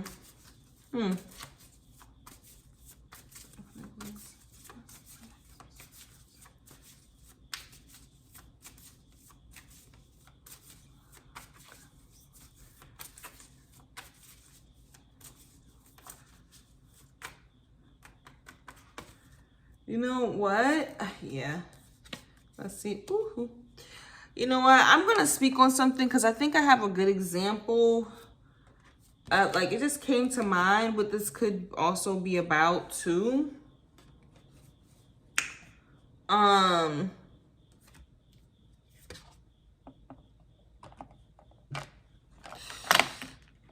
you not see me? Give me 1 second, y'all. Hold on.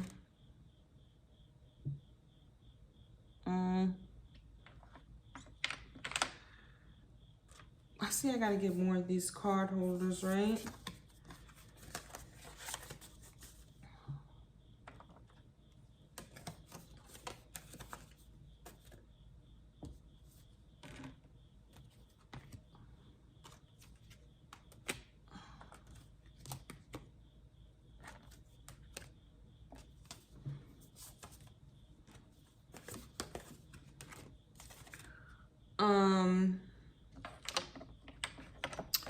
So a scenario came to mind. Basically, it was reminding me a little bit of, let's say, like, you know, a fresh college graduate, young black man, you know, who maybe didn't have a father figure in his life. He's, you know, in his coming to age moment, let's say around 25. You know, he's fresh out of college. He just got a new job, and a first salary job or whatever.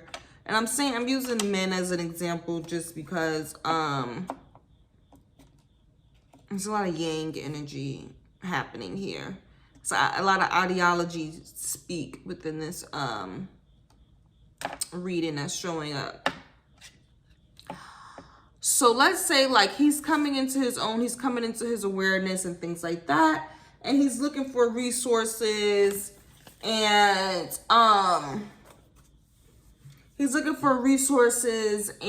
you know, avenues to kind of learn about manhood, how to approach different things. So, you know, he's on YouTube, he's finding different things to learn about. Let's say he's finding tips about investing. So he's looking at Market Mondays.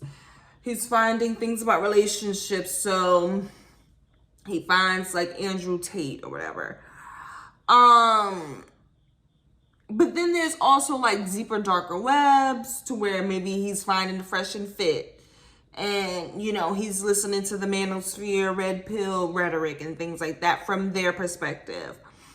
And while there is like information that's helpful to him to kind of learn how the world works, what people think, you know, what are the different, you know, social dynamics that are happening that he, you know, hasn't really experienced yet. You know, he's just got out of a microcosm, which is college, and, you know, he just now getting some money or whatever and a salary. So, you know, he really hasn't exposed himself to, you know, all of the different things that are happening into the macrocosm and what's, you know, what adulthood has been looking like for, you know, within different areas of society.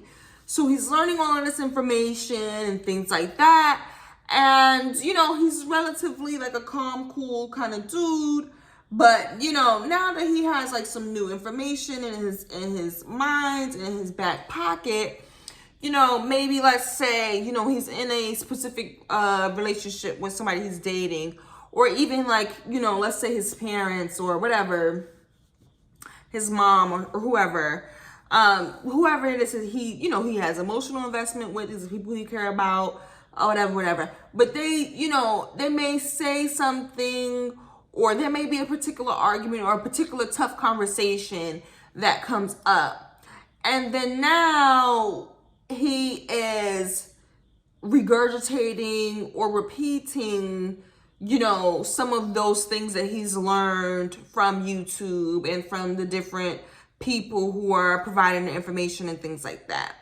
And as a result, you know, it causes conflict, it causes arguments, you know, and, you know, it kind of, you know, put certain things at halt or put things in, you know, a more complicated space or whatever, to where it's like, okay, you know, now maybe his parents aren't fulfilling a request that he made, or his girlfriend breaks up with him, whatever it is, right?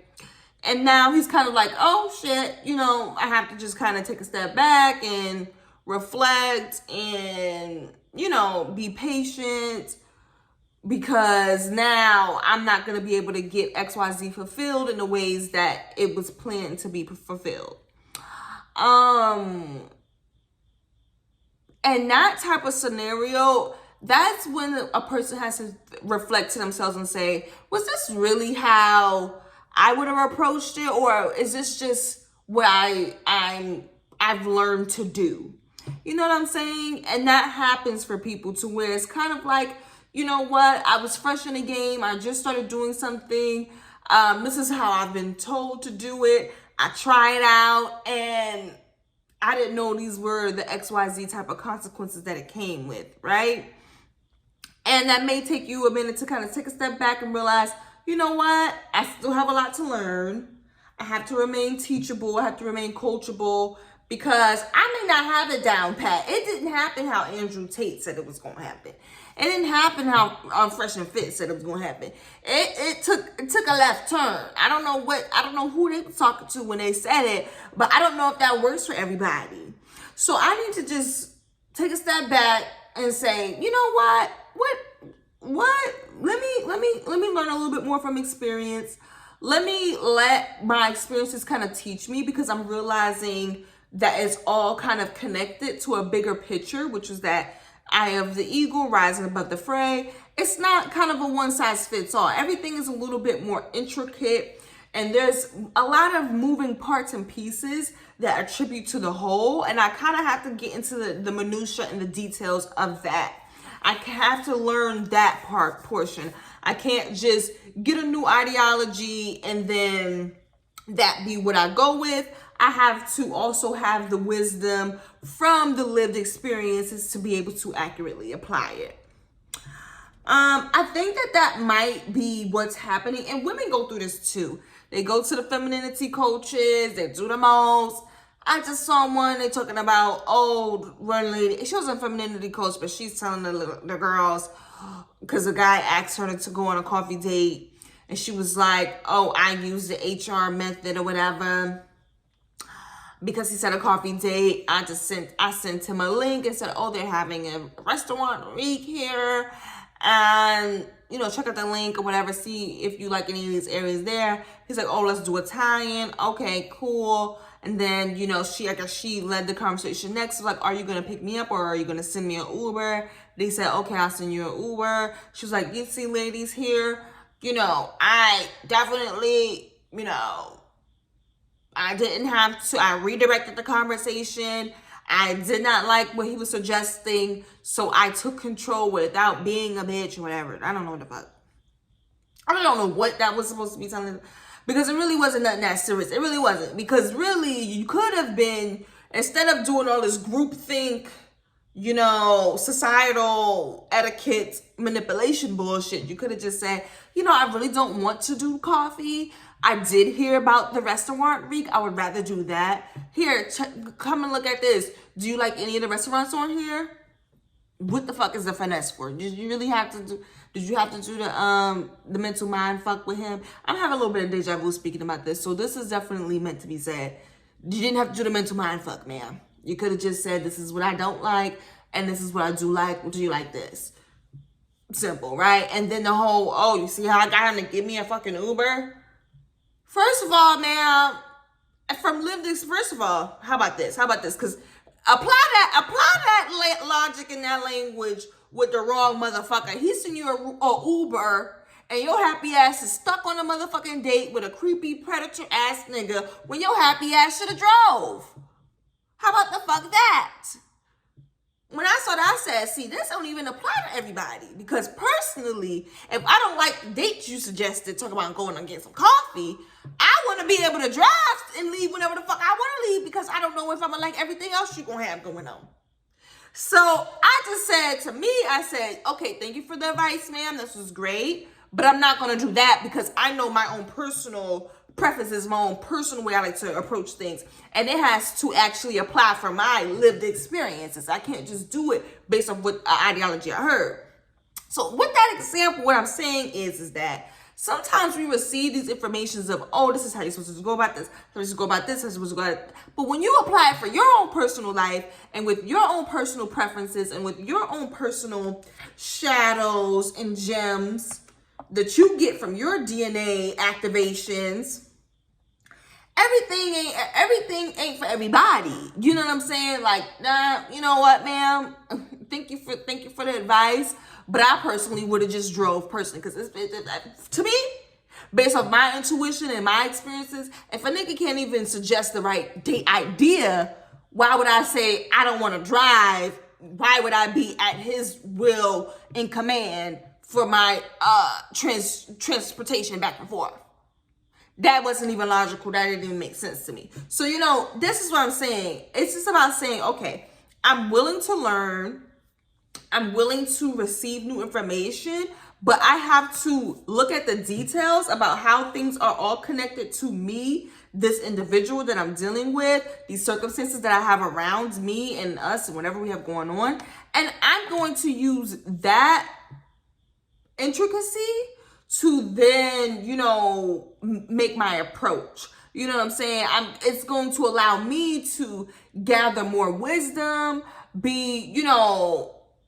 expand my knowledge and information that I have by truly being present in the moment and kind of looking at the different intricacies rather than all of the rah-rah of expectations and bullshit or whatever, right?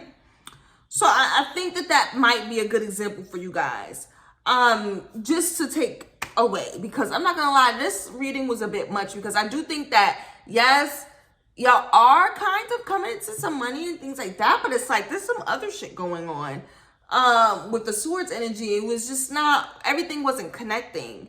You know what I'm saying? It's like your mind is somewhere else while, you know, your body is doing another thing. Like, you know, let's say you're going to work, you're getting your money, you're doing what you got to do, everything is going good, but your mind, in the back of your mind, some other shit is going on because of some conflict and stuff like that.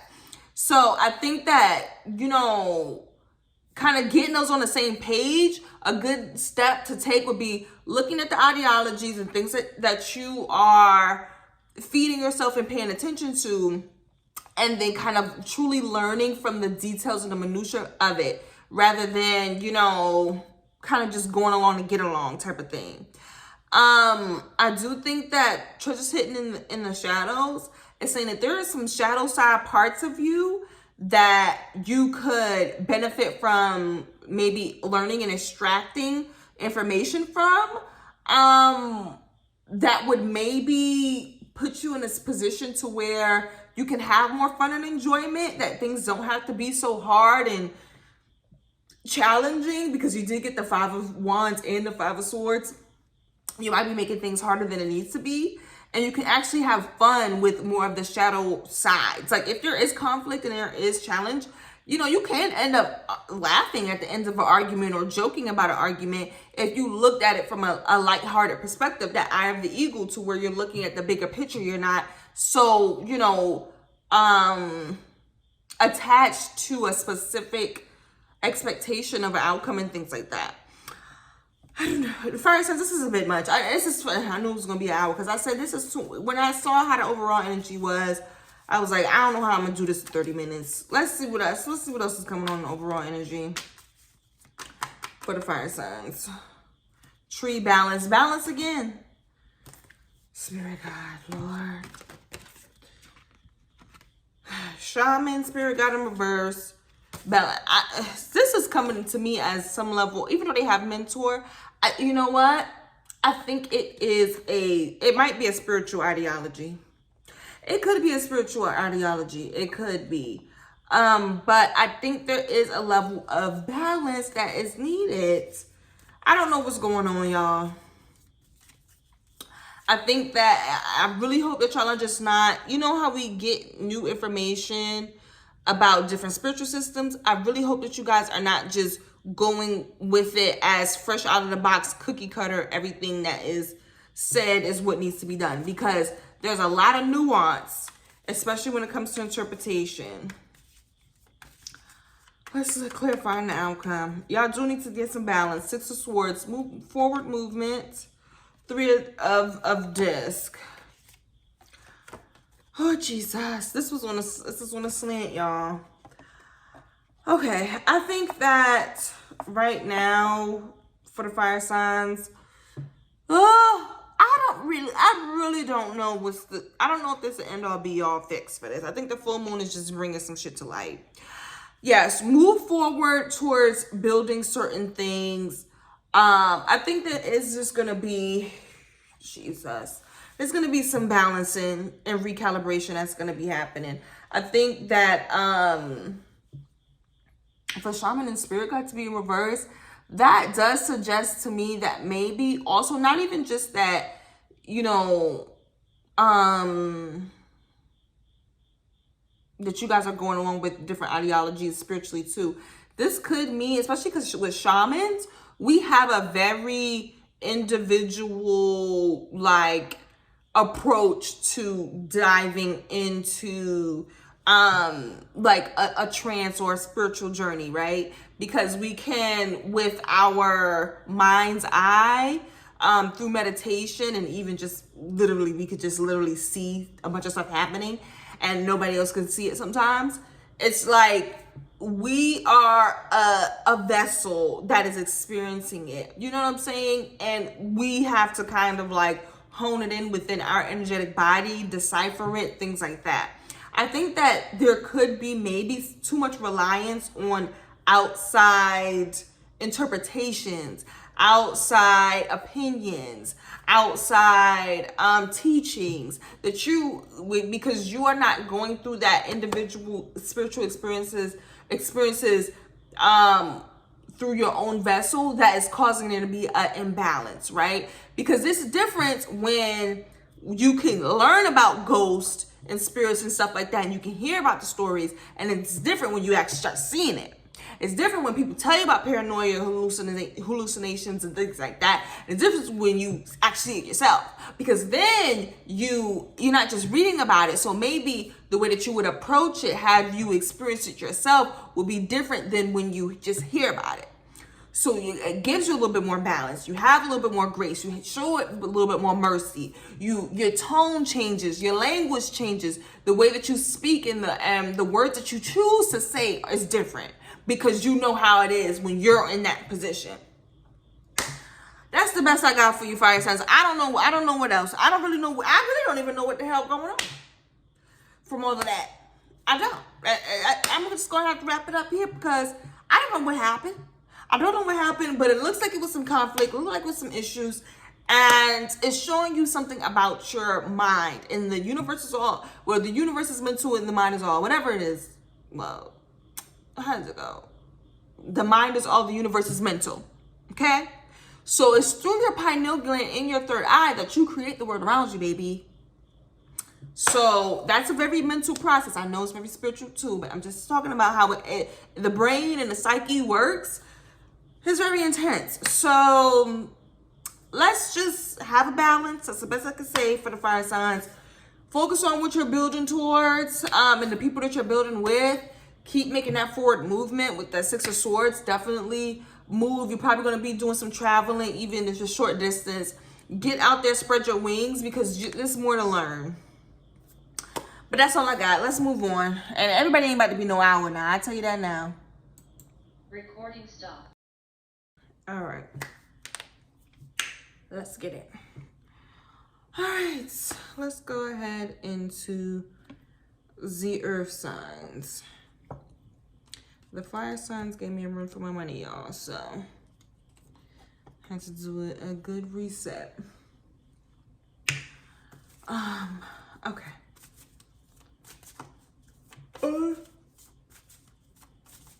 I just said so many disclaimers. So Please check out all of the disclaimers and Yeah. you know how it go. Excuse me. No channel messages this time, but you will get some in the next reading. Obviously, you know, the same old, take what resonates, leave the rest. Use your own discernment. Feel free to draw on deeper meanings from the cards. And go about it that way. All right, baby. Let's go ahead into the earth signs.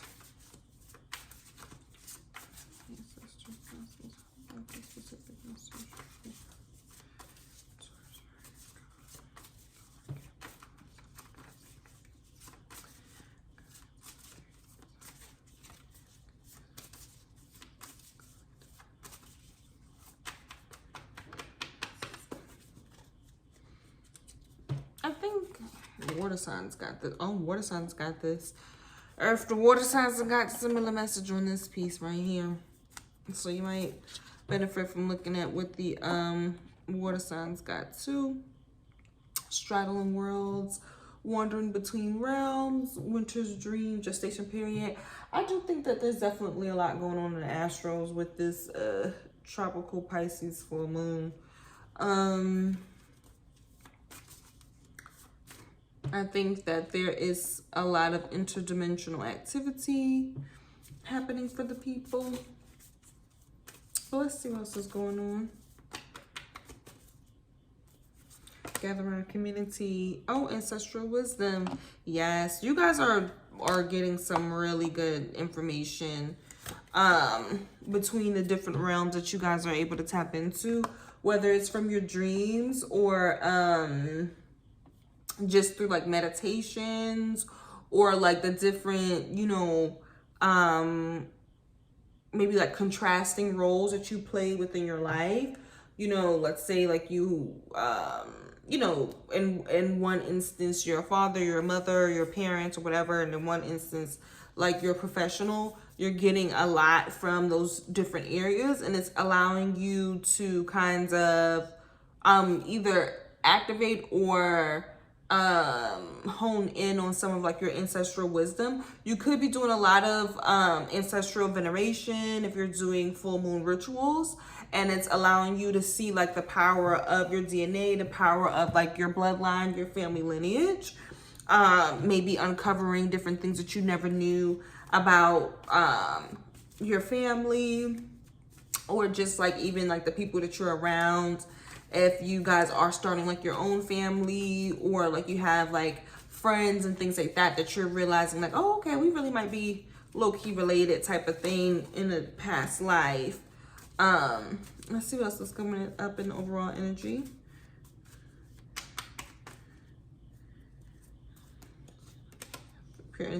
Wow, the water signs really got this. Which one of the water signs got going on? Y'all may have just prominent water placements in your charts that is being activated, especially if you have any Pisces placements that might be being heavily activated, especially with the Saturn and Pisces in this full moon happening.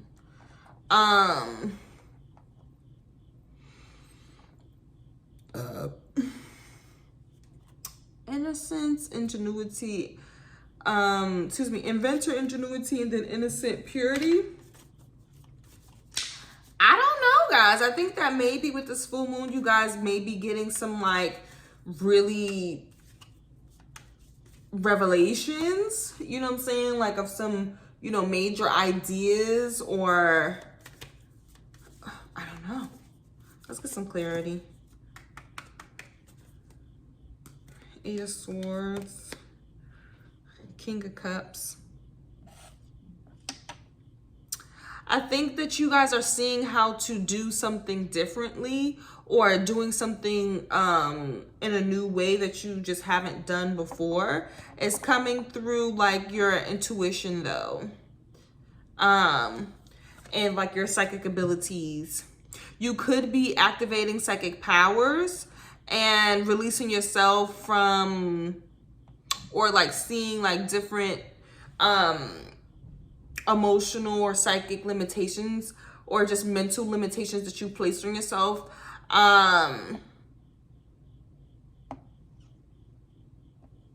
Let's keep pulling. Let's do one more.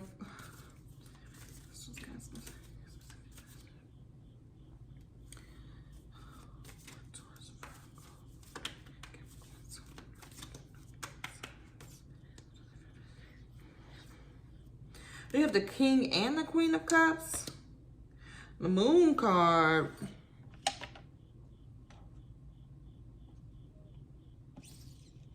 I think that, yeah, I think that you guys, like, something is being illuminated about your own, like, intuitive gifts and downloads, and it may have to do with something that just runs in your family or in your bloodline. And the moon is kind of activating that, either because you're getting confirmation around this time with the full moon, or it's coming into your awareness during this time period with the moon's influence. And it's allowing you to be like, okay, more receptive to like your psychic powers. In addition, what that's allowing you to do is showing you different ways that you can act on it that maybe you previously kind of thought was limited to you, just based off of like your own perception and your own kind of like what you thought you were just mentally capable or skilled enough to do. And you're seeing like how much you can actually do it. You know what I'm saying? Like, either maybe you didn't think that you could channel, you didn't think that you were really that good at divination, or, you know, maybe like maybe dream interpretations, telepathy, just like telekinesis. What other psychic gifts you could be having? I don't know, just like being able to see into the future, that type of thing, or make predictions. You're seeing that you're actually able to kind of, you know, have a hand in it and actually be like in a sense, like a sense of authority, or like a leader in that space, either just for you and your family, or just like your general community. And, you know, you may have just previously kind of felt like, you know what, let me just keep it to myself, or this is only for certain areas of confinement. I only compartmentalize it to this area. But, you know, I think that you're able to kind of see that you can, you know,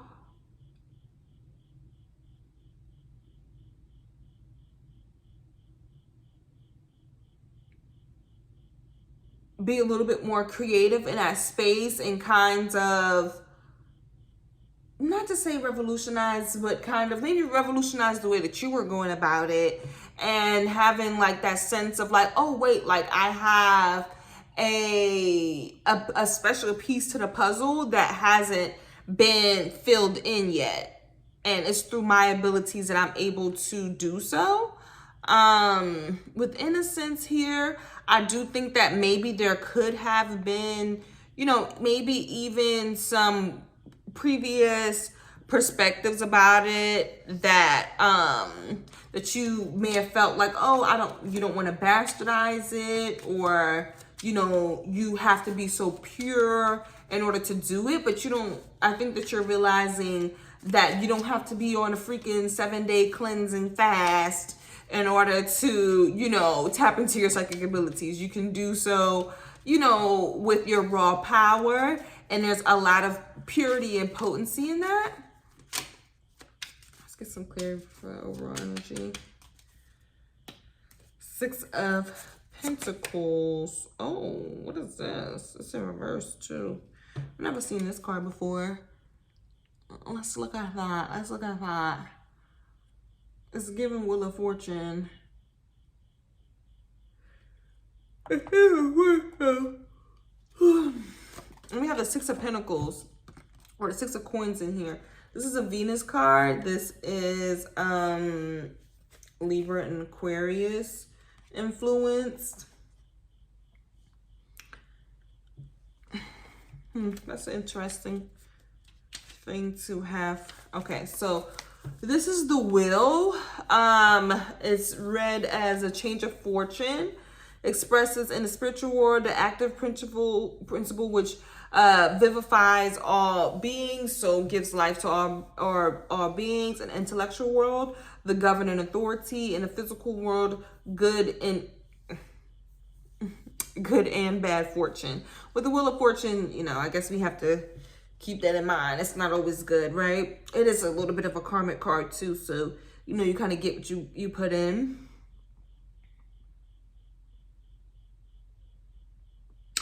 Remember then, son of earth, that for power thou must will, that is, will strongly. Thou must dare, and to dare with success, thou shouldest know how to be silent until the moment of action.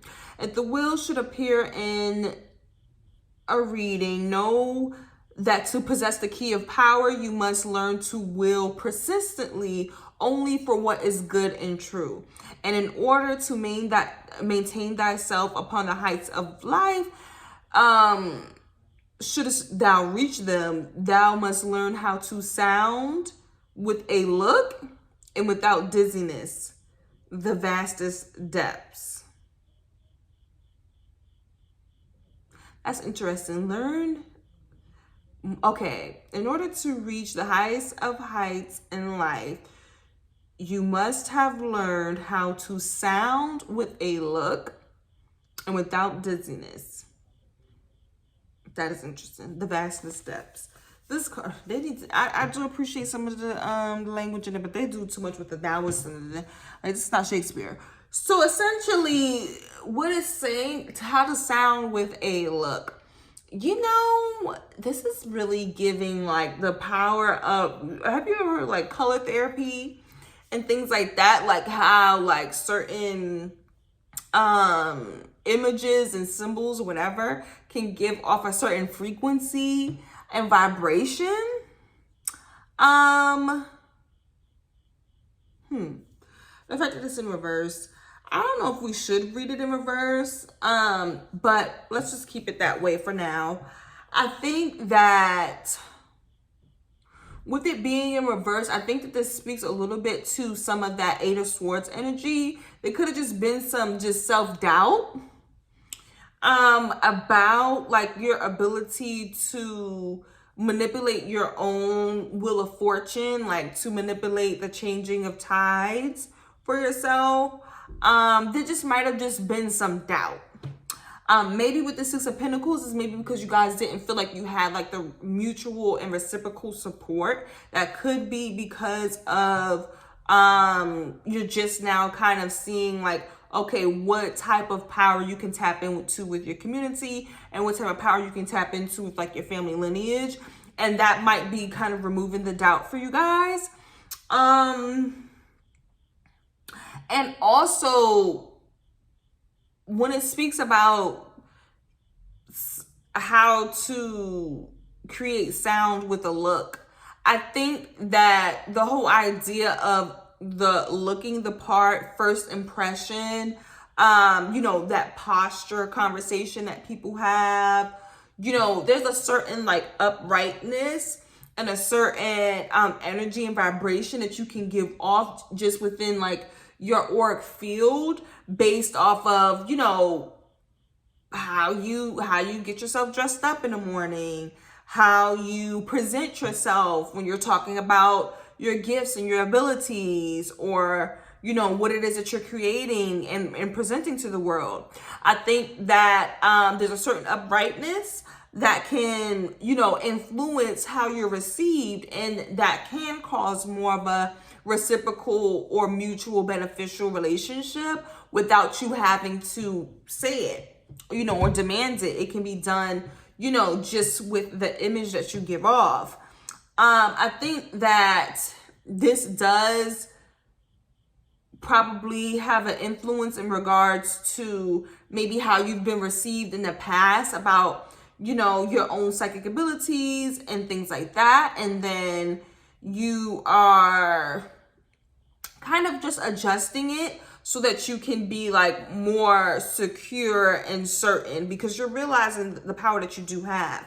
This could also be a relationship dynamic I was just thinking about too, because we do have the Six of Pentacles, and then we do have the King and Queen of Cups. So for my earth signs, there could be a relationship dynamic to where the yin energy, the more feminine energy, is picking up on a lot of the things that are being hidden, and, you know, a lot of things that maybe have not been illuminated or brought to the light. And you may be seeing this in your dreams. You may be seeing this just, I don't know, in conversations with other people, and it's allowing you to kind of put two and two together about something that you experienced with your own counterpart. And I think that you're kind of like seeing how to turn things in your favor as a result of it. And the person who maybe is in the more yang energy, the more masculine energy, they may be having some just internal conflict in terms of like how they're thinking about things or their perspective around things. That might be in the midst of changing. I'm not sure, but it's really kind of going to be about like how they choose to show up. Really, it's going to be about how they choose to show up. I'm not going to say that the feminine isn't in that position, because how she chooses to show up is going to be important as well. I just think that for this this Wheel of Fortune in reverse, I think it does have to do a little bit with this Eight of Swords. And the Eight of Swords is connected to the King of Cups. So I think, yeah, it's whatever the exerted energy is, because, you know, yang is the expressed energy and yin is the received. I think that whatever that exerted energy is, it has to show up in a way that is upright in order for a reciprocal exchange to happen. I think that if this is just like about you, because it does seem like this is just about you right now, I'm not gonna lie, earth signs, I think that you may have like the intuitive knowing, the gifts, the, you know, even within like your own emotional capacity and what you psychically see. I think that you have that internally. I just think that you haven't presented it to others, or, you know, you haven't expressed it in a way that has been fully upright. I think there may have been doubt and things like that riddled in between, and that can cause a little bit of to where you feel like you're not receiving the actual support that you deserve, or the actual, you know, reciprocity that you deserve. And by kind of changing the way that you go about it, because I've had to do this myself, to where, I mean, I still have to do it and check myself on it, to where, like, you know, I'll have doubts about my abilities. I'll have doubts about this and that. And, you know, by expressing myself in a way to where it shows that I have doubt, therefore, you know, people are less inclined to, I don't know, support what I'm saying or whatever that may be, right? And somebody else could say the same thing, and then they'll support it readily because they just said it with more conviction.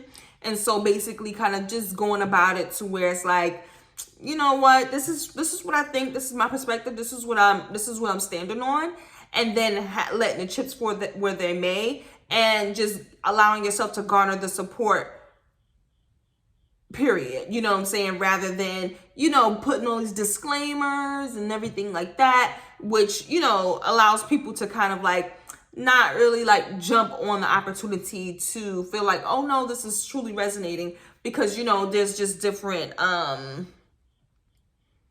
barriers around it, to where it's like, oh well, let's see, oh, somebody else said it, okay, now I could support it, you know, type of thing. So I'm not sure if that's what's happening with you guys. Let's get into what's hidden, because I think that there's just something, it's something intuitive that's happening though. It's something intuitive. It could be an idea that you're thinking about bringing to life, and like you intuitively know, especially if it's like something around business or your prosperity, something financial, you know that it's going to work. But the way that you maybe have gone about it or taken action on it has had a little bit too much self-doubt. Like, period. Like, you know that you have the gift and the skill to do something, but when you go to do it, you are riddling yourself with self-doubt, because the Eight of Swords is an internal prison, or internal mental prison. It's not something that somebody else is telling you that you don't have the ability to do. You even have affirmation from like gathering of community, the power of community, or whatever the card is, whatever, gathering of the community, whatever, as well as ancestral wisdom. You have the support of your direct community as well as your ancestors to say that this is within your birthright or within your within your mission. And you probably even seeing it in dreams and everything else. So it's kind of like, okay, it's about how you go about it and act on it. And realize like, okay, you may have a little bit of, you might be a little bit naive or, you know, green to certain things, but you're in the ingenuity phase. You're in the prototype phase. This isn't something wrong with that. Let's see what's hidden.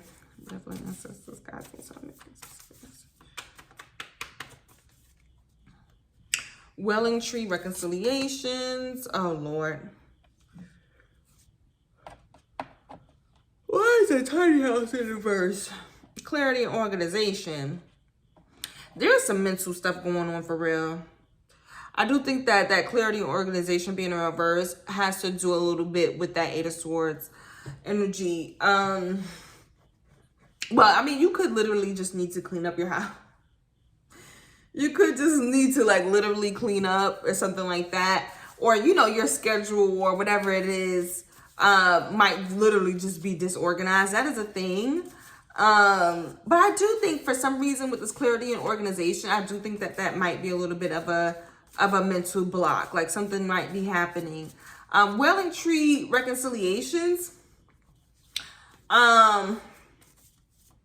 I don't know. I mean, with Welling Tree, I do think that could have to do with the ancestral wisdom, to where maybe there are some gifts or ancestral gifts that are trying to be expressed through you, and you might have to truly just make the time in your life to explore that fully.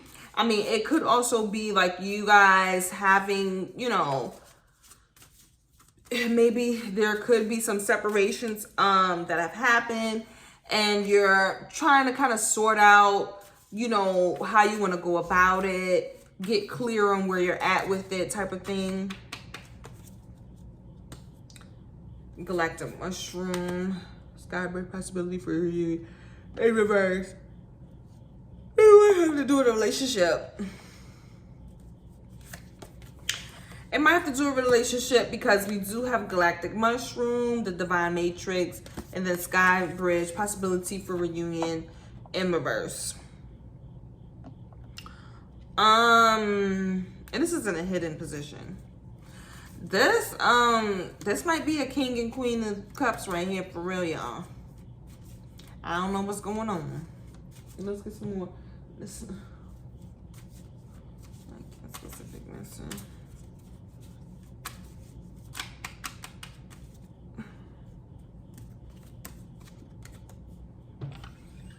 Y'all might be dealing with a water sign. Are y'all? Or you just, I think you may have prominent water in your chart. Because the water signs really, maybe I do need to look at the water sign reading. If you're dealing with a water sign, maybe look at that reading. Because they got this too. This storyteller imagination and mineral solidness. And that was really all about like bringing their vision and their like the things that they're seeing in their imagination to life, bring it into the physical. Galactic mushroom, in this instance with this possibility for union, there may be, I do think that this could have to do with a little bit of whatever this separation is about. You guys might, whoever, if this is in regard, if you guys are, for the people who are resonating more so as this is a relationship aspect, where you guys are in a period of separation, you guys probably are mirroring each other. spiritually and psychically or something like that, to where you might be able to know what they're doing because you're telepathically connected to them, or you're seeing them in dreams, or whatever it is, or you're just getting like intuitive downloads about what's going on with that person. And I don't know, I feel like with that yin energy with the moon, you might be able to uncover like some secrets or some things or whatever that is making the possibility for like coming together or being reunited a little bit more difficult. Like there may have to be like a total new approach to the relationship dynamic that's just like new, fresh, innovative, or whatever. And you've got to kind of figure it out in terms of how to organize it and like get clear on what the guidelines are, because I don't know, it's looking like the pathway for reunion or reconciliation isn't clear at this moment.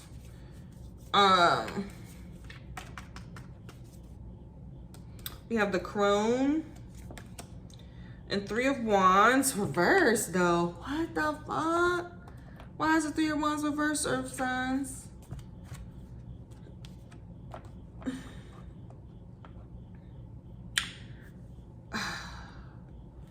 Crone is all about using like that divine feminine wisdom. And 3 of Wands is about like waiting on the work that you put in to pay off. And that in reverse maybe senses that there's could be some impatience, or there hasn't been enough work put in. 9 of Wands, maybe. And let me rejuve. Oh, whoa, what the fuck? Earth, what the? This is too much for this full the fuck moon. I'm trying to get the serious. These readings it has been taking me a minute. I can't do a 30-minute reading to save my life for this full moon. I'm like, golly, it's some shit. Okay, Earth signs, I can't. Okay, let's get to the nitty-gritty, Lord. Okay, because this is not gonna be a quick and easy. It's not. Y'all was on a good track. Things was looking cute and good, and then we taking turns.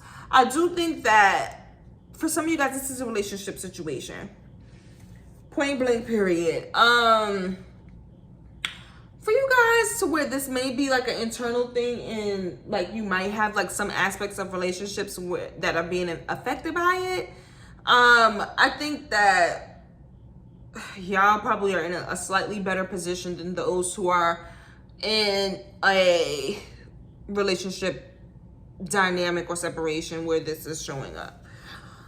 So let's do the internal perspective first. From the internal side, I think that there is an idea, a project, a specific type of pursuit that you've been, you know, either chosen by birthright to do, or it's just like such a natural talent that, you know, that it comes from just like ancestral wisdom.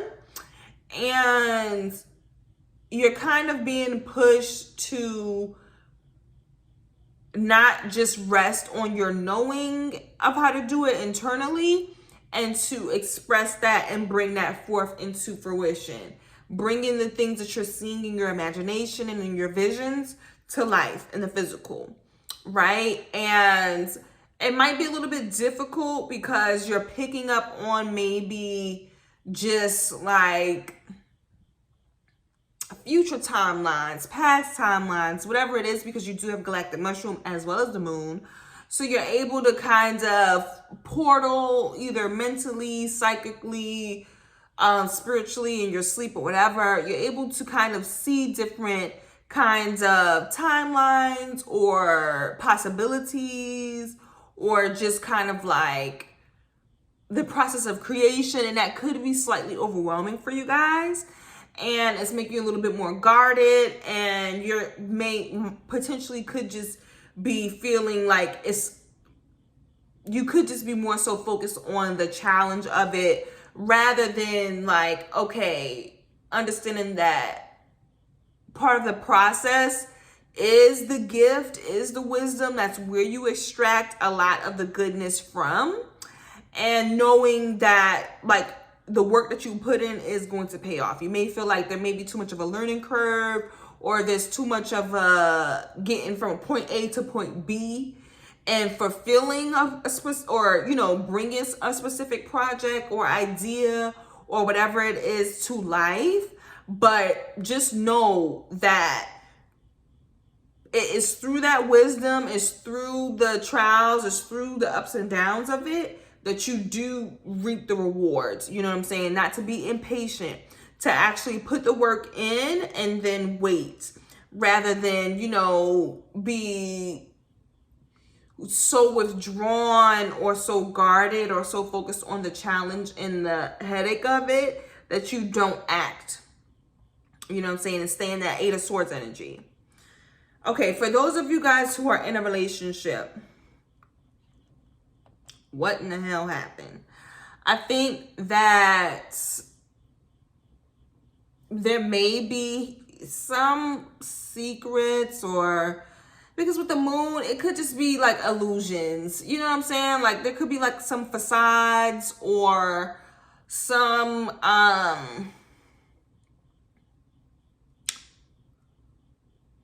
mask, or some distractions or something like that have been exposed or illuminated, right? And it's causing like the more feminine counterpart within the relationship dynamic to be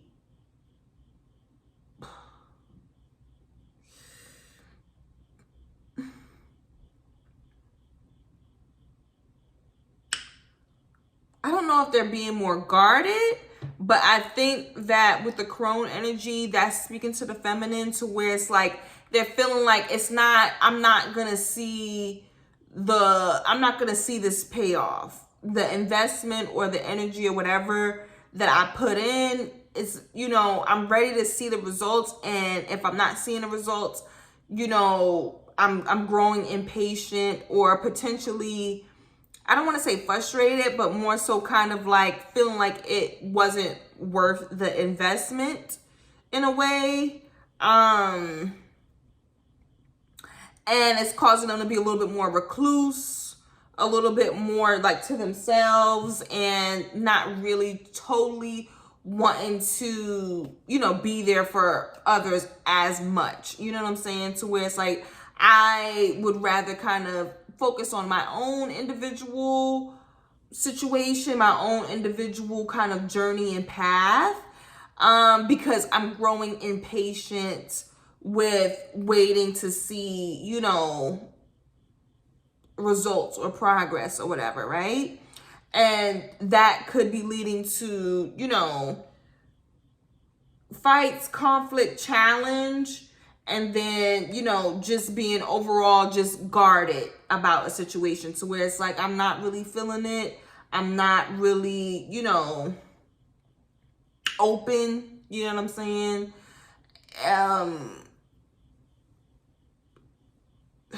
Maybe a little bit more argumentative, especially with the 7 of Wands. Because 7 of Wands is all about like the actual fight, like being in the fight.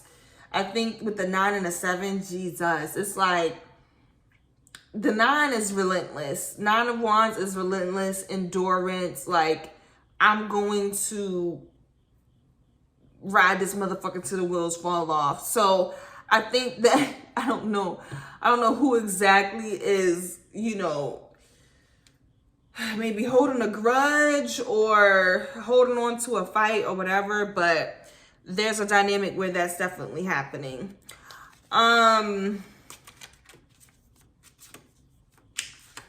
Yeah. Let's get some more clarity about what's hidden for the person.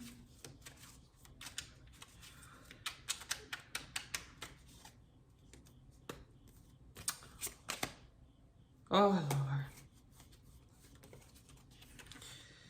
So the Page of Coins and then the Page of Cups. So this is like a complete withdrawal of an emotional investment, maybe to focus on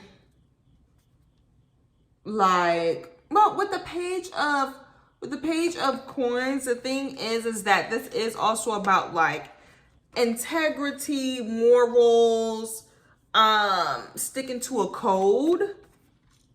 That's Aquarius energy. It could just be like, I'm gonna stay, oh Lord. I'm going to focus more so on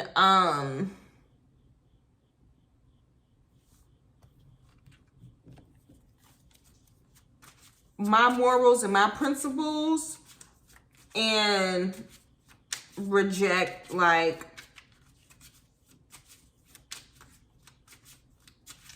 the feelings and all of that stuff that's coming up. Let me get something for those who are going through things in regards to their own individual, because you know, well,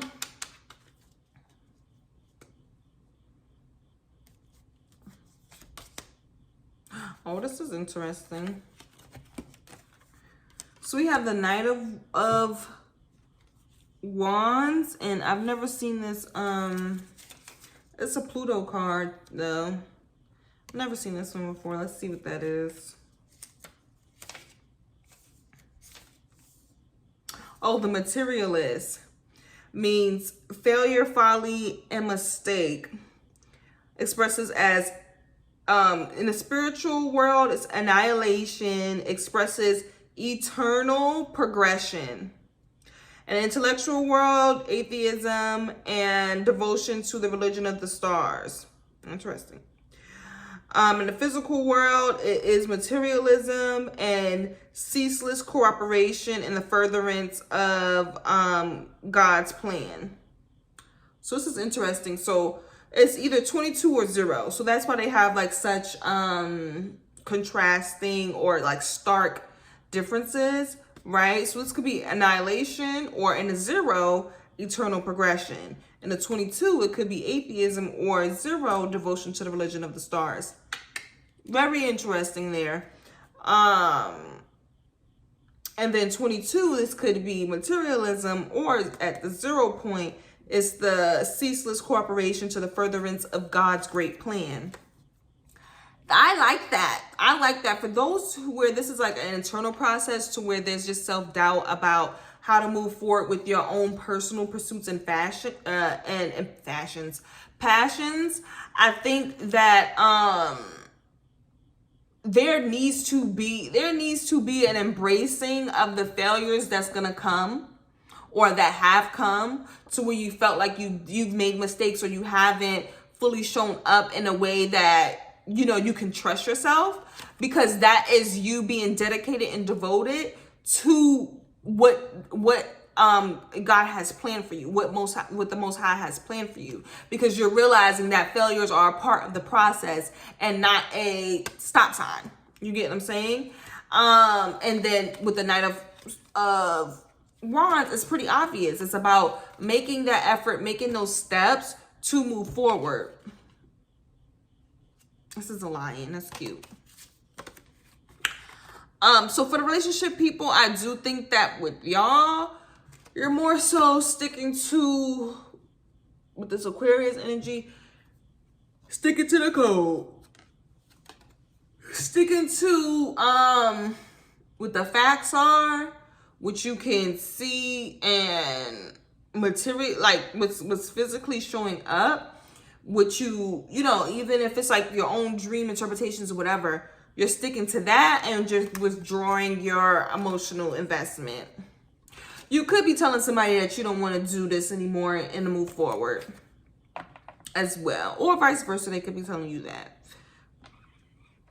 I don't know. But let's get into the overall energy, because I love y'all, but we're already at the 40-minute mark, and it's turning into a lot to get this. I'm like, for a full moon, y'all say I'm gonna make sure, I'm gonna put you to work. We don't want no 1-2. We want the whole thing. And I'm like, okay, but I have a life.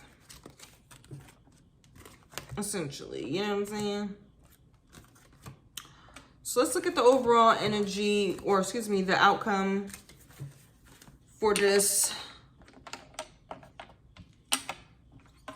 a full moon. Y'all really might just need some advice, child.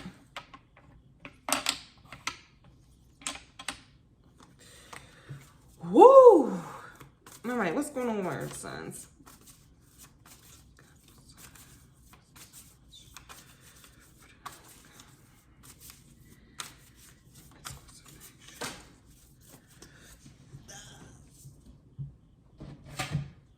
Mini mask for the outcome. The best course of action for myself.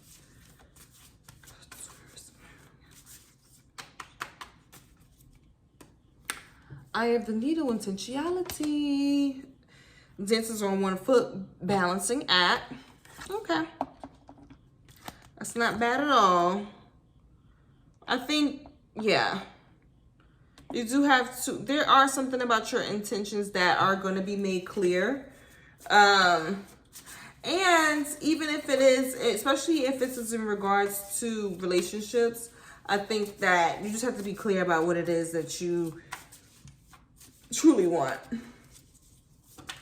And realize that if it's a little bit of both, it is a little bit of both. And be clear about where that starts and ends for each aspect of it. Whatever ancestors got this,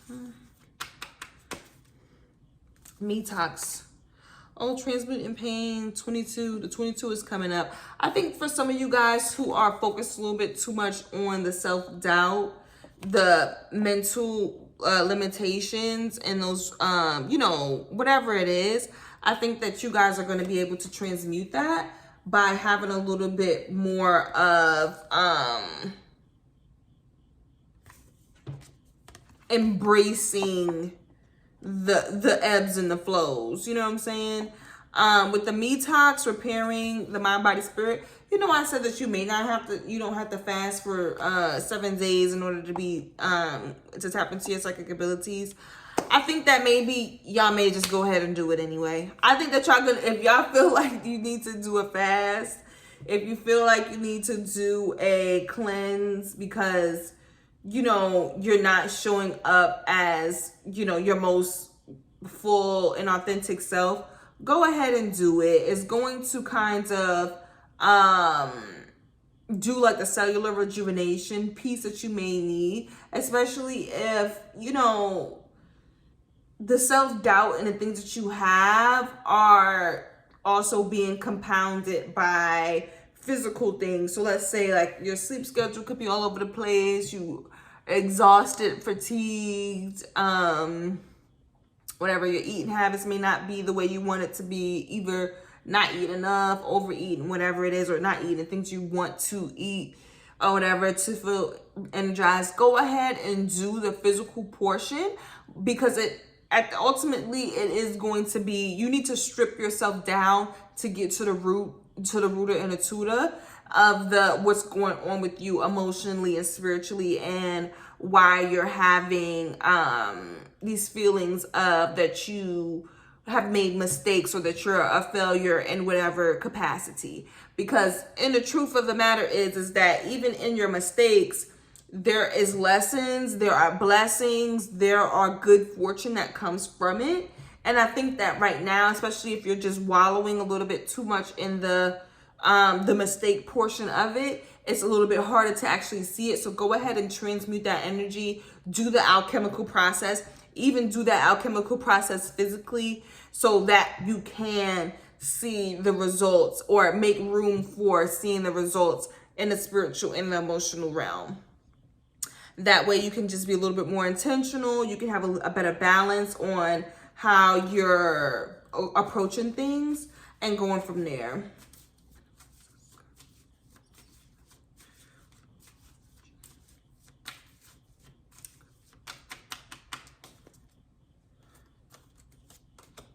Voice singer, wow. Who got this? Fire signs? Interesting.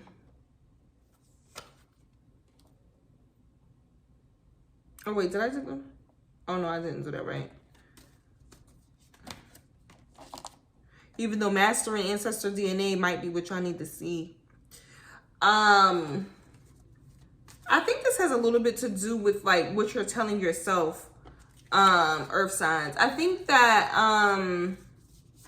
as long as you are tapped in to the, oh no, this is that how to, I just realized that when it was saying to like how to create sound with a look or whatever it is. I think that like the vibration and like the self-talk and things like that, I think that that's really gonna help you guys, especially if you are feeling a little bit like to others you seem like maybe like you made a foolish mistake, or you aren't doing things in a certain way that whatever is seen as the upright way to do it. The more that you are affirming to yourself and the more care and support that you're showing with your internal voice and just the way that you're approaching things and speaking to people and stuff like that, you're going to be able to start to see that being reverberated and reflected back to you. You know what I'm saying? When you know how it is when, let's say, you're going through a divorce or whatever, because you did get the reconciliation on that. You're going through a divorce, but your general disposition is upbeat and lighthearted and happy. People won't be like, oh, I'm so sorry for you. They'll be like, oh, wow, you seem to have a glow. You seem to be handling this well or whatever. I think that, your overall energy is going to help you guys out. I think that some of y'all probably are already doing that, especially if you're already in a separation phase. So keep that up. I just think that there may be some internal deep down stuff or whatever that's being transmuted. But for those of you guys to where this is about your own internal process and you really just need to start expressing certain gifts and talents that you have and actually bringing that to fruition and bringing it into the physical, you need to speak about it. You need to show that support. You need to self-promote, self-support, show and prove. Show, well, not prove, but show up. Say, this is what I do. This is what I do. Yes, I do this. This is who I am. Start to say it and speak it out loud. So therefore, now, then when people are looking for people who do certain things, you'll be the person that they had in mind. Let's get some clarity. The 3 of Wands. Oh, and the crown. Oh, that's so cute. And the outcome. So you do have the 3 of Wands. I think that yes, whatever you guys are going through y'all are going to be able to alchemize. Something that you're alchemizing is going to be able to turn up right for you guys so that you can be more patient and willing to do the work to see the results come in. With the 3 of Wands, I think in the outcome, there is going to be some work that gets done. There's going to be some work that you guys are doing that you are going to see the results for. With the crone, it's just all about trusting the path and the journey with it, though. Anything else? Hangs and Judgment. Ooh. Oh, Lord. Okay, I keep forgetting. I'm done with these cards. I may have to do less clarifiers for the outcome. Because this is about to be an hour again, Lord. But we have Hangman and Judgment in reverse. I think that this might be for that relationship stuff. But something is coming to, the reason why something isn't being reconciled or figured out or sorted out right now is because there needs to be a period of self-reflection. That's why we have the Hangman and the Judgment in reverse. A judgment or a finalization of something is being stalled so that you can actually self-reflect and truly figure it out. There may be some more like innovative ways to go about something that you're not seeing just yet. And so therefore divine intervention is causing things to stall out a bit. Oh, I like this. Let's go ahead and end it here. So especially for those of you guys to where it is a project or a specific type of just idea or whatever it is that you have been called to release or to express or to share with the world, you guys are going to start to get into the parts of the enjoying the process with that crone energy, getting the wisdom and extracting the wisdom from the actual process of doing certain work. And then you're going to be able to sit back and wait for those results to come in, right? And then for those with the relationship stuff, I think that there's not going to be any decision or forward movement right now because self-reflection is necessary. When we have this 8 of Cups in reverse, I think that emotional attachments and just old ass emotional patterns are getting kicked to the curb so that you guys can step more into your 10 of Pentacles and have more of a holistic sense of happiness and contentment and satisfaction to where you truly do feel like you have your ducks in a row and you don't have any of this extra baggage coming with you. So for that, I appreciate you guys. We're going to move on to the last but not least, the air signs. I appreciated you, earth signs. This has been totally utterly real. Like, share, subscribe, do what you do, baby. I'll speak to y'all next time. Okay. Recording in progress. To my beautiful earth signs, I'm very, very excited. All right. Oh, not earth, air. Excuse me. I just did earth. Okay. We're done with the earth energy. Let's go ahead and tap into the ad. The ad. All right.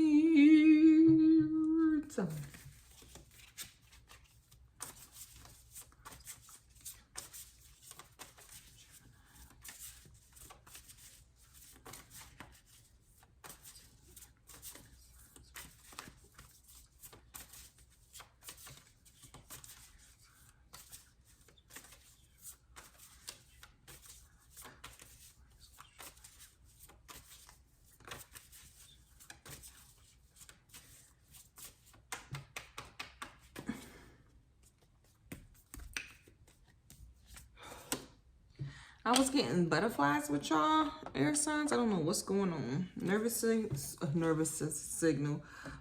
system regulation.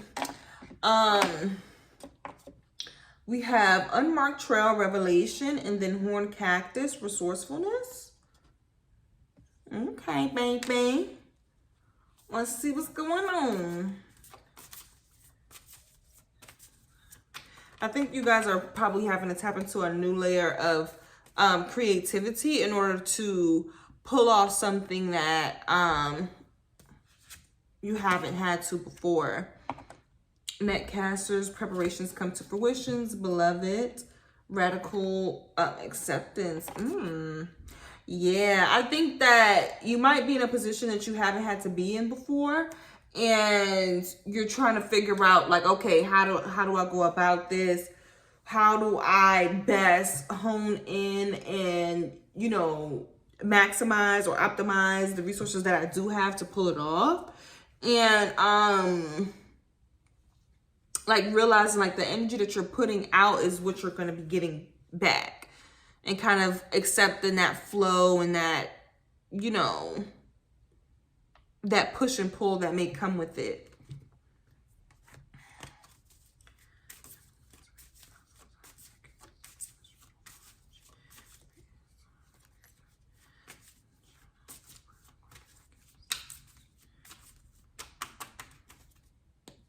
Holy One, inspiration and revelation, healer, compassion.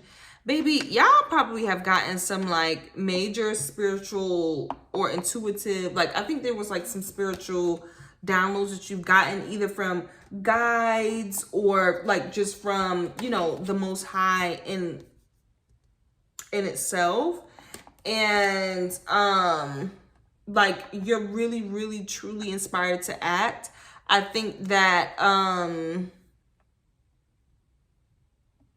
for some reason, I feel like it's not an easy thing because there is like some acceptance that's coming with it, maybe some healing that's coming with it. I'm not sure if maybe on your end, you maybe just didn't know what was about to be coming forth for you. And so it's shocking. And maybe you have to have a level of like, oh shit, like, you know, I'm somebody who is able to do it and to pull it off. And it, you know, it might be a little bit of pressure or something, or, you know, maybe you felt like you were imperfect and like you weren't ready just yet. And that there's some things that you want to work on within yourself or whatever to pull it off. But I just want you to know that you've been called to do it. You've been called to do something. And what is the saying? God doesn't call the qualified. He qualifies the called. Well, she or they, you know, whatever you want to say. But God qualifies the called, basically. So if you didn't feel like it was you, baby, it is. It's definitely you. So, you know, whatever the healing is, it's going to happen. Whatever the acceptance is, it's going to happen. Whatever the resources are, they're going to be there.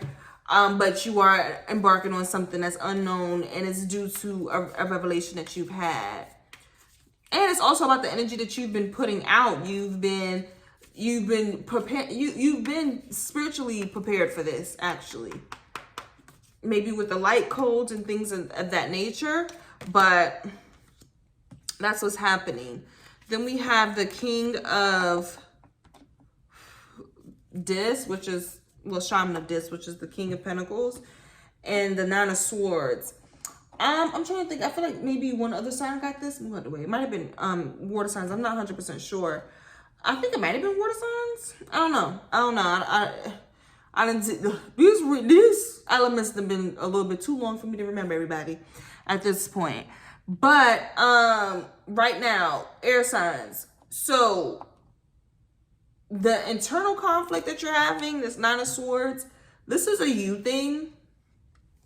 Worry and maybe anxiety. Could be like some mental health things, whatever that have arise for you. That's a you thing. That has nothing to do with what you're called to do, because overall, like, you are literally in a physical position to make it happen. I think mentally, you might have to grapple with it. Let's see. Let's clarify what's going on for the air signs. Four of Wands. Son of Disc.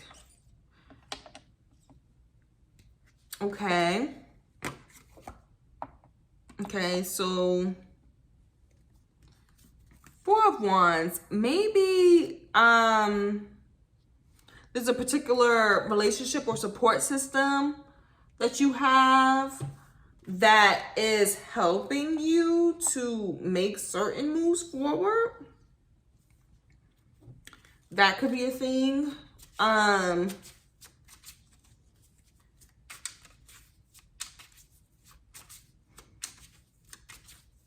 Or maybe like there is becoming, like you're approaching a time of celebration, especially with the, well, with the air. What, we have any birthdays coming up? Oh, I think so. The air signs, Libra season isn't until deep into September. I don't know. There may just be like there's certain I hate to say Four of Wands could be a portal too. Maybe certain portals or certain milestones or something that you've reached to where it's like, okay, now you can start to take action. Ooh, he's going straight for the target. Like, you know, you can kind of go for the gusto right now. Like, you see the bullseye, you see where you're going now. And it could be because of certain relationships around you or certain milestones that you've reached. The only thing is that Nine of Swords does suggest that there's some internal things that you have to kind of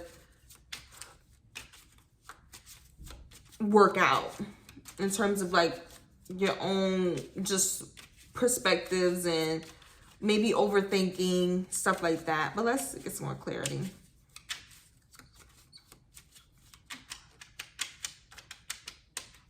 Okay. Here you have the Six of Pentacles. This is in reverse. This came out for, who just got that? Earth. I'm suspicious about that coming out again. Because to me, this could be, because this is the materialist, you guys, and this is Pluto energy, guys. Okay, so that can be a very unconscious, subconscious energy. So that Nine of Swords may not be the energy that you want to be in, especially if there's Pluto influences around that, because it will bring it to fruition. If you need some activations, if you need some transmutations, if you need some annihilations, and you are subconsciously kind of like brewing them up, Pluto will give you what you're asking for, and what you're not asking for too. If you have some fears, anxieties, all of that. I think that there is a little bit of this materialist is around the Six of Pentacles. Maybe you are concerned about things not being reciprocated. Maybe you're worried about not being received well or not mutually supported in certain things. And it's causing you to kind of focus on the wrong aspect of things, because with this materialist card, the good thing about it is that it has two functions. It has a 22 and the 0 point. The 22 aspect of it is the more material aspect. So, you know, that's when you focus on the folly, the mistakes, the, you know, the this and that. When it is in the 0 point, it's more so focused on the devotion to God's plan, the, you know, the ceaseless cooperation with God's plan, the devotion to the cosmos and universal law and things of that nature. So I think that if you're focused more so on like this reciprocal aspect of it, like, oh, am I going to get what I'm giving in return? You're not doing things from just like the purity and the essence of the fact that it's a part of the mission. You're more so focused on like, you know, the outcome and things like that, and having those expectations around it. So, you know, I think that that is maybe a part of you that may need some healing or some acceptance of knowing that you may not, especially with this unmarked trail, you may not know what you're going to get back from it. It may not be a guaranteed return on investment, but this is a part of the plan. This is a part of the journey. So let's get into what's hidden. Let's see what's happening. For my air signs, Gemini, Libra, Aquarius, I could specific message. Listen, if you guys have gotten a calling from the Most High, if you have a calling that is from the Holy One and it's true inspiration, you have to trust the process in that. You cannot be so concerned with direct outcomes or instant gratification.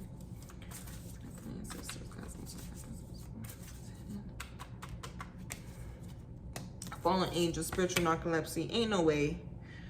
Well, I guess it has to come out. Herald of change, because you do have the materialist. So, I mean, fallen angel, spiritual narcolepsy does suggest that there is a focus on the material, right? But I think that you are supposed to serve as the example of how to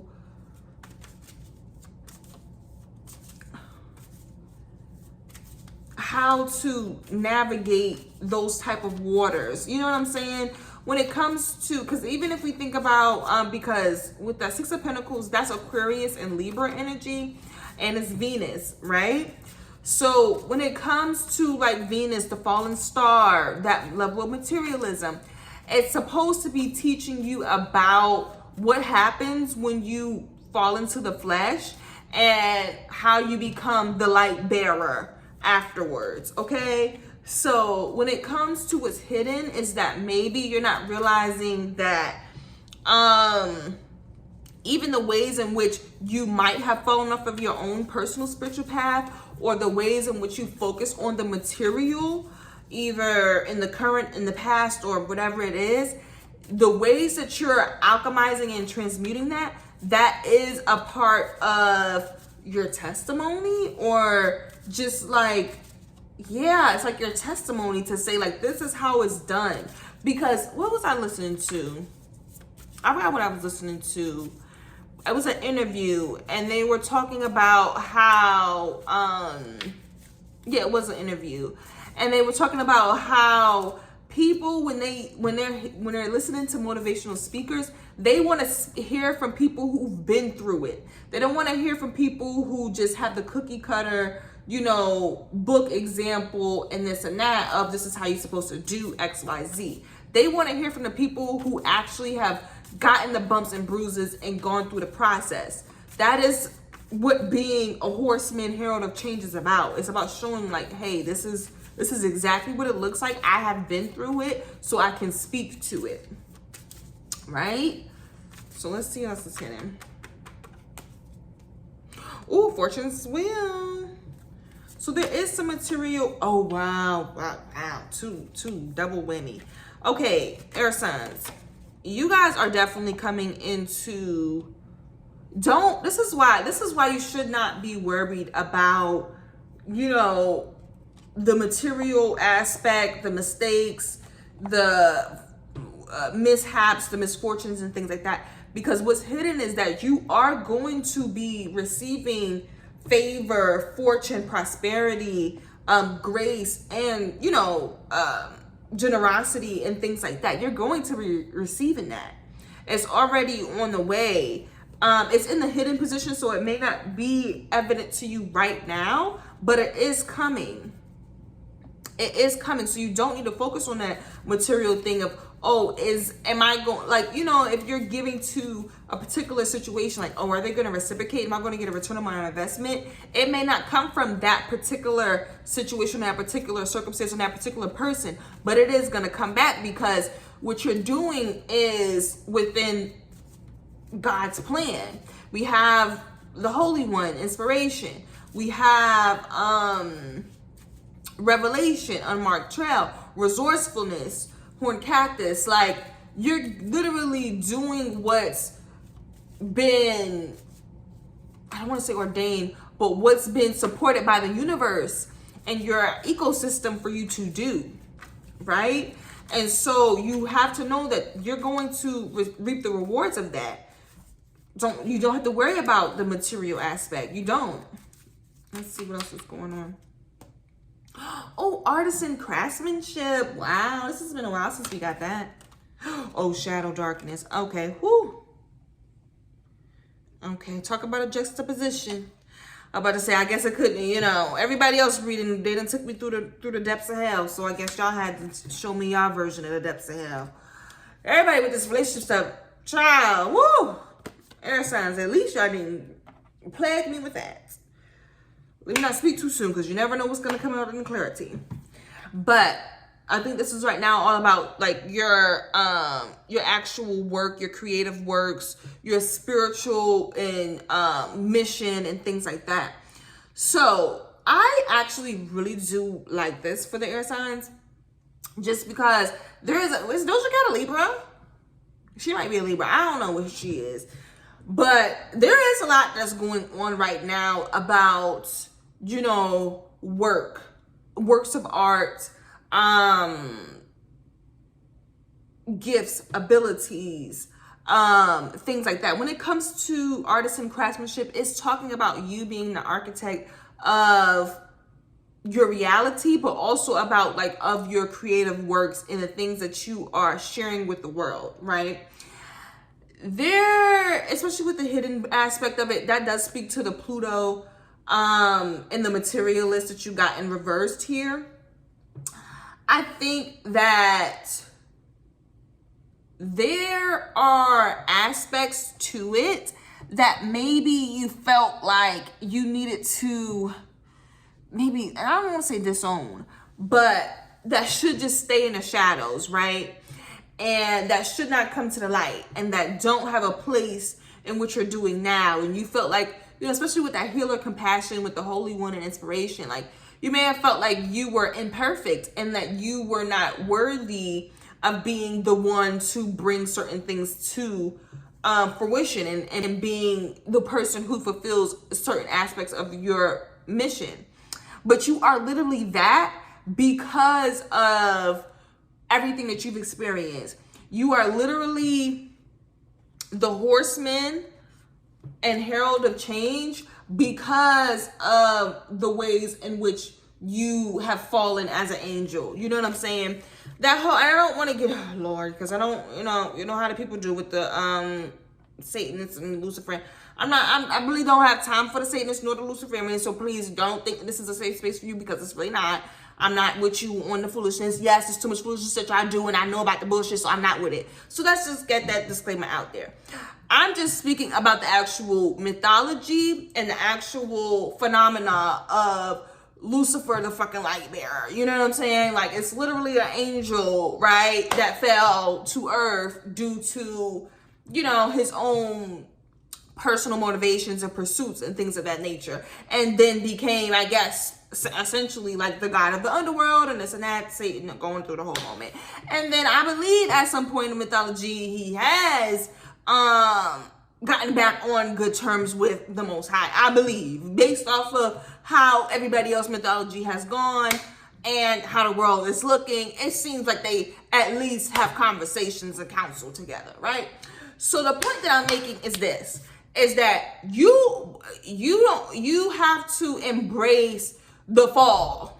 You have to surrender to the fall so that you can have these certain lessons and rise in your power as a result of that, and then craft it to fulfill whatever mission it is that you have. You know what I'm saying? So that you can be the example, the shining light of, this is how it's done. This is how you actually make the change. This is how you actually transmute. This is how you actually alchemize. Because you can read about it all you want to, you can look up the formulas all you want to, but until you actually put the pen to the paper, till you actually mix the elements together, you ain't gonna know what the fuck gonna happen, right? Because you don't know what concentrations you need. You don't know which quality of each element that you need. You just riding blind. But when you actually have that lived experience, you can speak with more conviction, you have more potency, and you probably have more accuracy and precision with it, because you are speaking from your own actual experience and wisdom. So boom, that's what I'm saying in terms of this shadow and darkness with this artisan and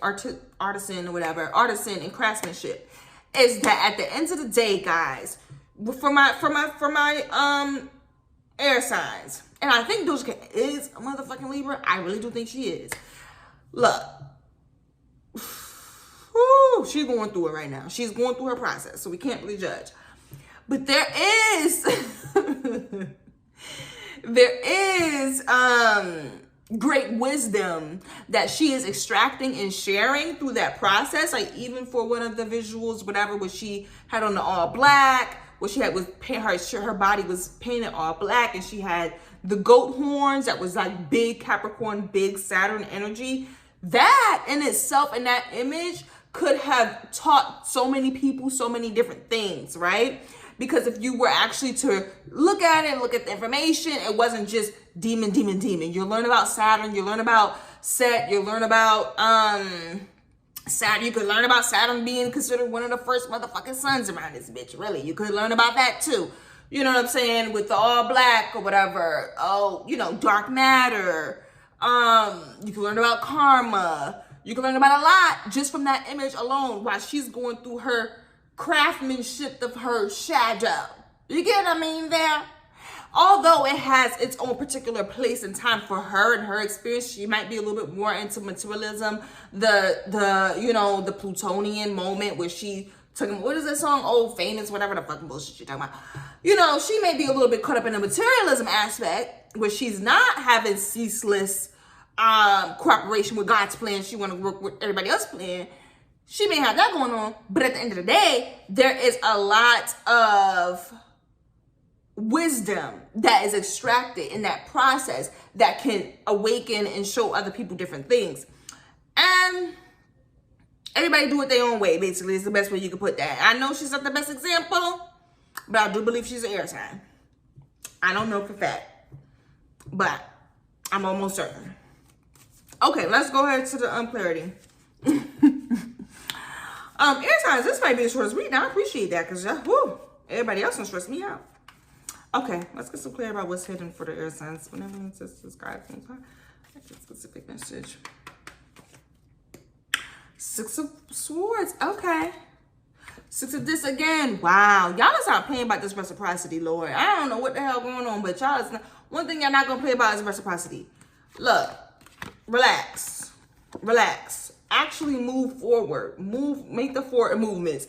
You worry about listen, you want to get the reciprocity in the physical, right? Well, move forward.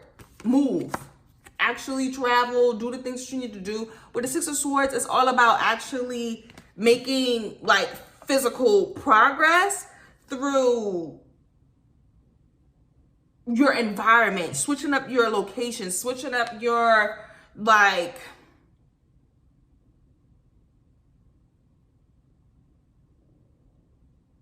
the place that you're in. Not saying it has to be physical, but it could also be mental, where if you're stuck on something, if you're stuck, even if you're so stuck on the because the Six of Pentacles, you so stuck on things being mutual, things being reciprocated, you know, getting back what you put out with the Netcaster. That talks about that too. If this is what you're stuck on, actually move forward. Move through that. Move into where you can see how you're getting a return on investment in different ways. Because hey, you may invest. Let's say like you let's say if you I actually with ROI, whatever. I used to work for this marketing company, to where like people be like, oh, you know, I spent $300 on ads. I didn't get $300 in regards to orders, right? But then with the other analytics, they'll show them, well, you got however many followers, you boosted your engagement, you have this amount of website visits. You haven't gotten the actual sales yet, but you've gotten, you know, your return on investment in other ways. So actually move, whether it's in regards to your perspective about things, where you're actually seeking and discovering new ways or a different way to get that give and take or whatever, right? So that's not too bad, honestly, because I do think that is a little bit of an area of contingency where you're worried about, you know, are you going to reap these rewards? And I don't think it's going to be instantly. I don't think this is an instant situation right now.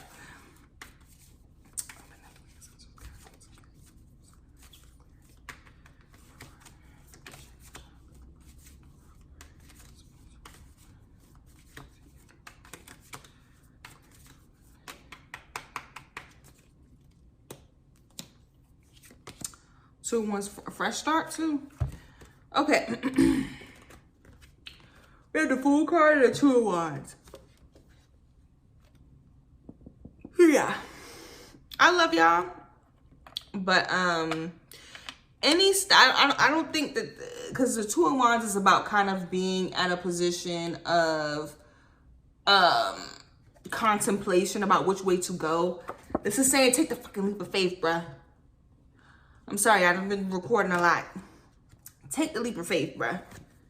Do the unknown thing. You have the unmarked trail. Do the unknown. Staying stuck on, analysis paralysis is unnecessary. It's not even necessary at this moment. Everything is telling you to move. Everything is telling you to move. The Six of Swords is telling you to move. Move. Go to somewhere else. Get new perspectives. Look at something else other than the physical return, you know what I'm saying, of what it is that you put in. Look at it in regards to your reputation. Look at it in regards to your notoriety, your recognition, your visibility. Look for different areas. Really discover. Don't just stay in that same space. Just saying. I don't know why I'm going so hard about that. I guess it's not that serious, but I'm just saying. Okay. Oh, three of Pentacles. I love that. Death. What? How the Death card came up? This is Gemini and Libra right here. With the Mercury. What did you put in Death to, though?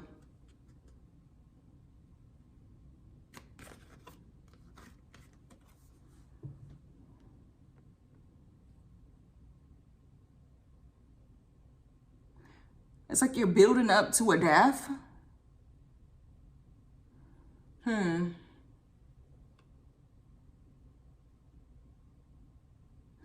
It's to the old ways. This is what the Six of Swords is telling you to move from.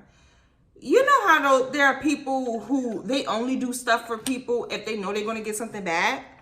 Put it to bed. Put it to bed. Put it to bed. Because you're only building up to end up destroying that concept anyway. Let's just get into the space for my air signs to where things are not so transactional, to where things don't have to have always a freaking equal give and take, because you're gonna maybe get what you gave in another form, and it may be greater than what you even gave because you have the grace and the generosity already coming in. Maybe that's what it is, because it's like what you're building up right now. Because please don't think I'm lost on the fact that's Three of Pentacles. That's Three of Pentacles. You didn't have the Six of Pentacles come up 2 times already, and I know this is the 3 and the 6. They going together with this. So I know this is what you killing off, to where you have to get that, not instant gratification, but you have to feel like, oh, this is what I did. This is what I'm getting back. This is who I'm talking to. This is what I'm benefiting from them, and this is how they benefiting from me. It doesn't have to be like that. Just relax. Sometimes you give to homeless people. They don't have nothing to give you, but guess what? Now you have more grace and favor and mercy from the Most High because you gave to somebody who's homeless, and you show grace and favor and mercy. And so, no, you're not going to get your $25 or your 2 cents or your $2, whatever that you give them back. No, you're not getting that. You're getting something even better. So it's not going to always be equivalent. Oh, this is what I get. This is what I get back. No. Sometimes you're going to get something way bigger, or it could be less. Who knows? But the point is that it's not about that. It's about the doing the work process, the forward movement, the taking a leap of faith, the trusting this path that you've been called to do and to embark on. Yes, you got some healing to do. Yes, you have some acceptance. And you know what this radical acceptance and motherfucking netcasters is about? You know what that is? Because netcast is about preparations coming to fruition. Netcast is about putting out the energy that you want to receive. Accept the motherfucking fact that does not always show up in the same motherfucking way, nigga. And y'all may not be black, so let me relax. I'm cussing too much. I didn't mean to act like this. And see, I've been recording too much. It's too many hours of recording. I need to take a moment. But yes, that's what I think this is. That's what I think this is. Put depth to it. Because you can't keep building in a way that is just about reciprocity, mutual exchange. That's it. That's all. No, that's not the only way to do it. I'm sorry, this full moon got me started. I can't do this. I'm about to move on from what's hidden. Because y'all got such good cards. Y'all have really good cards now. Have you seen the other elements? These motherfuckers is going through it. Y'all got prosperity, good fortune, and revelations, and resources, everything else that came in. And the only thing we gotta keep arguing about is some goddamn reciprocity? Please, man. You need to look at the other elements and see, baby, you got a little bit better. I'm tired. No, I'm tired. I've been recording too long. That's what it is. Let me relax my nerves, y'all. Woo. I'm serious. I'm like, this can't be it. And it is. Lord. Transactional. Stop it. Let the transactional mentality go. Please. Oh, but every sisters, guys, most let me get accurate specific messages for the outcome. For my air signs, please, my Gemini, Libra, Aquarius, This specific message. Oh, lay of the land, ancestral wisdom.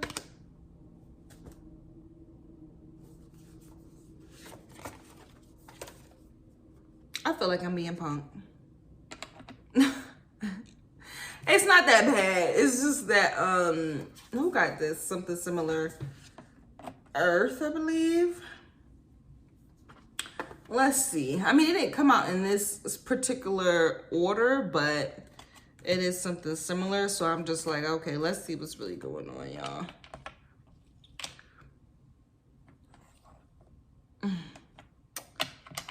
Okay. All right, for the outcome.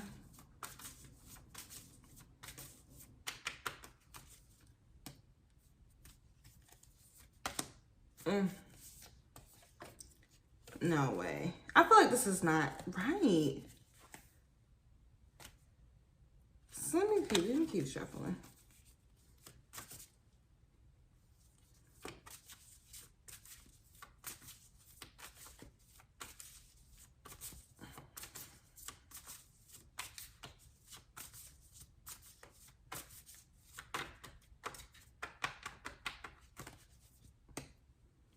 What do I have? Adaptability.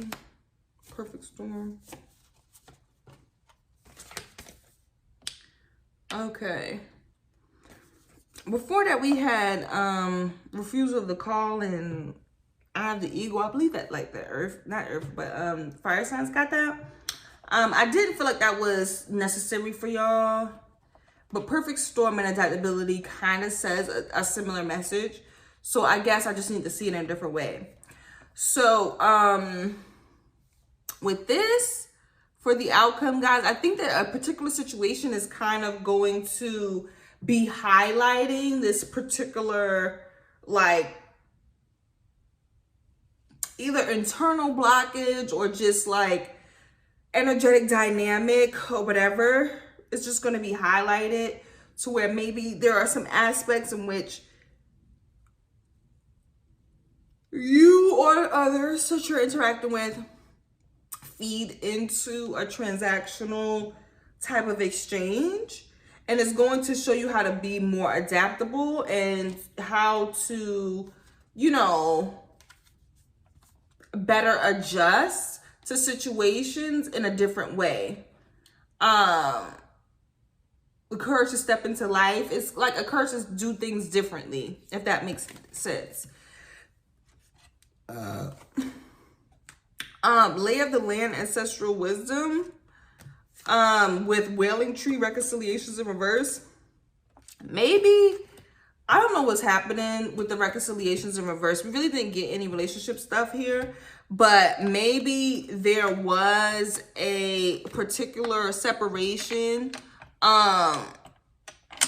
in which you felt like, you know, especially when it comes to the transactional thing, to where you felt like you would be getting back what you put in with a particular person or whatever. And with ancestral wisdom, it's basically saying like you probably are healing like maybe some deep-rooted, probably healing like some deep-rooted ancestral type of like patterns or ways of going about things or whatever. You're probably healing that by kind of being able to kind of sit with the separation rather than things coming together, if that makes sense.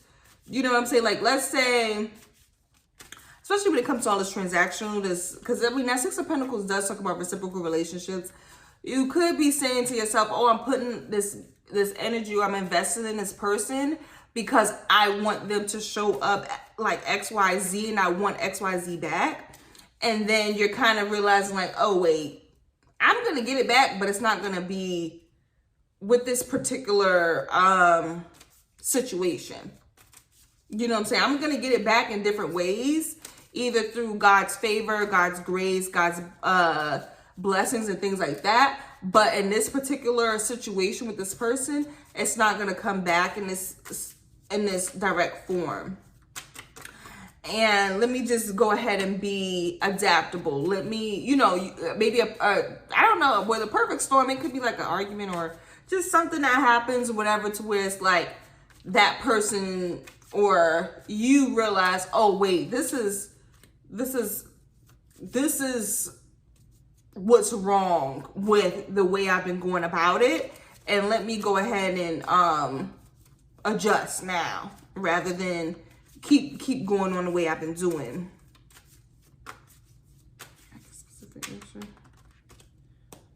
Artisan again with the darkness outcome. I think that you're gonna be, Lord, I hope you're not doing no witchcraft too though. I mean, well, witchcraft, okay, you can do all type of witchcraft. I just mean like, you know, dark arts against nobody. No, seriously. I hope it's not. I really do hope that, I hope that you guys are really just realizing,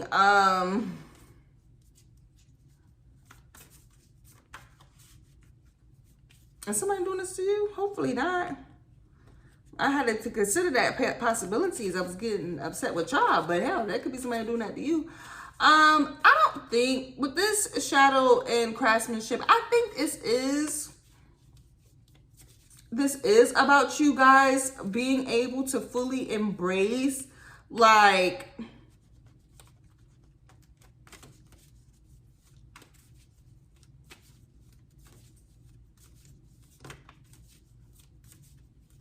not just the ways in which your shadow self shows up, but the purpose and the multifaceted nature of your shadow self, and like the more darker energy that you have, and kind of using that energy for your favor to be more adaptable, to weather the storms, or like any of those tower moments or whatever that may come up. Let's get some clarity about the outcome. Son of Swords, Knight of, oh, the tower is coming. Lord, the tower is coming.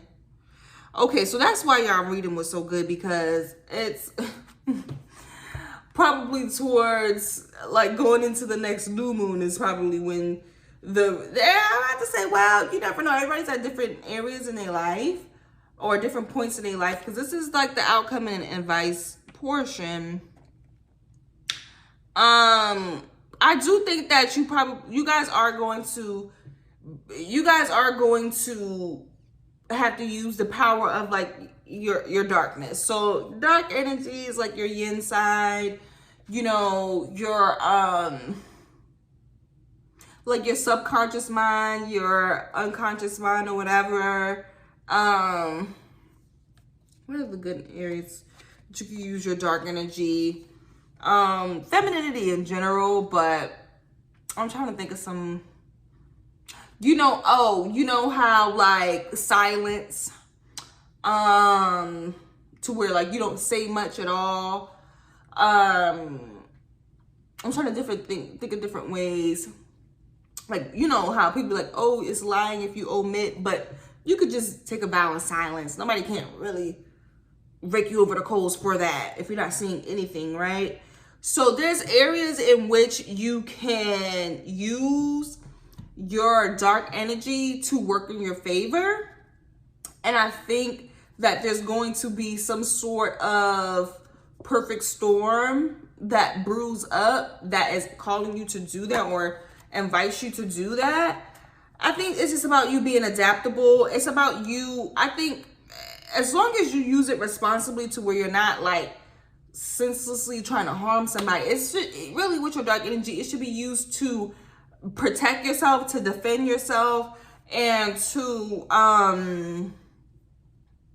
you know, tap into the vastness of all your possibilities, and, you know, extracting the wisdom from that, right? That's what the dark energy should be used for. Obviously, everybody has their free will. They do what they want to do. I feel like for this reconciliations wheel and tree, I think that if it has something to do with a particular person that you're separated with, let it go. It doesn't look like a reconciliation is going to happen, so there's no reason to force it. It looks like there could, especially with this Tower moment in reverse, with this Son of Swords, which is like the Knight of Swords, there could be maybe some resistance or maybe you're the air sign, so maybe a resistance of a particular ending. Or this is a really cute, I never knew this was a woman. I never saw that. This is some titties and some coochie here, y'all. Wow, this is a good tower card. There could be some resistance to the Tower that is inevitable. Either through you trying to talk somebody off the ledge of leaving, or change their mind about it. When we have the Knight of Swords, it could just be like, you know, trying to talk it out, trying to bring things back together. Let that shit go. Whoever do that, they just resisting the ending, whether it's the other party or you, whatever. Let it go, because I do think that with this darkness keep coming out, it doesn't look like it look like it's gonna be craft for craft in that motherfucker. I would prefer to just let it go. If it was me, I would just say, oh, you got it, goodbye. I don't have time for that. Oh, you know, and I did go through a darkness moment myself, to where my dark side popped out. Oh, divine rage. You know, my divine rage popped out, and I just said, goodbye, I'm done, because you're turning me into my primordial self, and I'm living an everyday life right now. I don't have to be primordial 24/7. So if you're coming over here and trying to activate my primordial, baby, my primordial is refined, tailored, and suited for a particular situation. And if you don't want to be in that perfect storm particular situation, move the fuck around. And so, you know, I haven't even reconciled. I said, I'm on my business. I'm not going to go back and forth with that, because I know if you're trying to turn me into that, I can't do it. So I think, take that advice. If it's turning you into your more dark self, to where it's like, motherfucker, I had to evolve out of this. Why did you bring me back? Don't do it, because you're resistant the changes and the deep transformations that already are underway. Trying to talk it out, trying to reconcile, do all of that, change somebody's mind. We're not in the business of that right now. Especially with the prosperity and abundance and everything else coming to you. What the hell I gotta do? I don't got nothing to do with that. No, I have grace and generosity and everything coming to me, baby. I don't have to do it. I don't have to do the beast. I don't have to bring the beast out. No, God said you have the inspiration. You have all of that. I don't have to do all that. So please take the advice, y'all. Don't resist the inevitable. 3 of Wands. Okay, wow. This is so cute, y'all. Okay, and then you have, remember when you had your eye on a target, you was ready to go? You already have, I think it's whatever this realization that you got. You got the eye on the target. Or you just, at this point, for the outcome, put the work in, you're going to see the results. That's it, and that's all. That's what 3 of Wands is. Seeing the results of the work that you put in, baby. Yes. Now, do you want to put in that type of work? Or you want to do the work towards the stuff that you're building? And that's actually helping for the prosperity and the fortune and everything else that you have coming up. So let's really decide, air signs. I'm just saying. Anything else for my air signs? Because I'm about to go. I love y'all, but this has been too much of a reading. Oh, then I got to look up this one. And this one, Lord. I shouldn't see.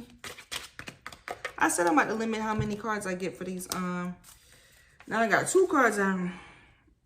They look cool though, right? All right, let's see. Moon. The Adept. Oh, could be read as success or attainment. In the spiritual world, angelhood. Thank you. See? Getting your wings. See? The angel is getting his wings back. It don't gotta fall no more, and it don't have to fall into this darkness. Come on now. Come on. Intellectual. In intellectual world, it's the triumph of adeptship. What the fuck is with the language in this book, bro? Okay, triumph over skills or whatever. Triumph of skills, I think. Because to be adept means that you're skilled at something. So, okay. Triumph of your skillsmanship or whatever. Your craftsmanship. Oh, triumph of your craftsmanship. Wow. Wow. Okay. I'm not mad at that. Physical world, the highest possibility of attainment. Oh, that's so cute. Wow. Thou will gather the fruit of knowledge and the fruit of evil and drink of the eternal fountain. If thou art sufficiently master of thyself to approach it without coveting. Obstacles will disappear from thy path and thy destiny will have no limit.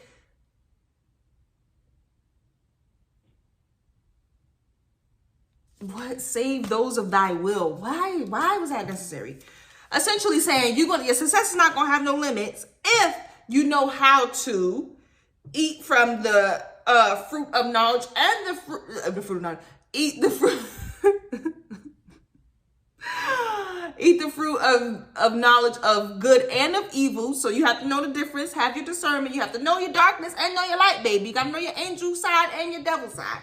If you know it, and you do it without coveting and without trying to possess and be whatever the fuck, one way versus the other, understand that you have both and be able to have that flexibility and be able to approach it, without having those type of attachments, then you'll have your victory. You're not going to be stuck in the darkness. You're not going to be stuck in the, la la land bullshit. You're going to be able to be a master. Okay, let's see what number 3 is. I'm sorry, y'all. I'm tired. I can't do this no more. I'm gonna do another reading or whatever, but this is it for this reading. Y'all have got the best of me. Isis unveiled, briefly read as marriage or action in reverse. Lord. Okay.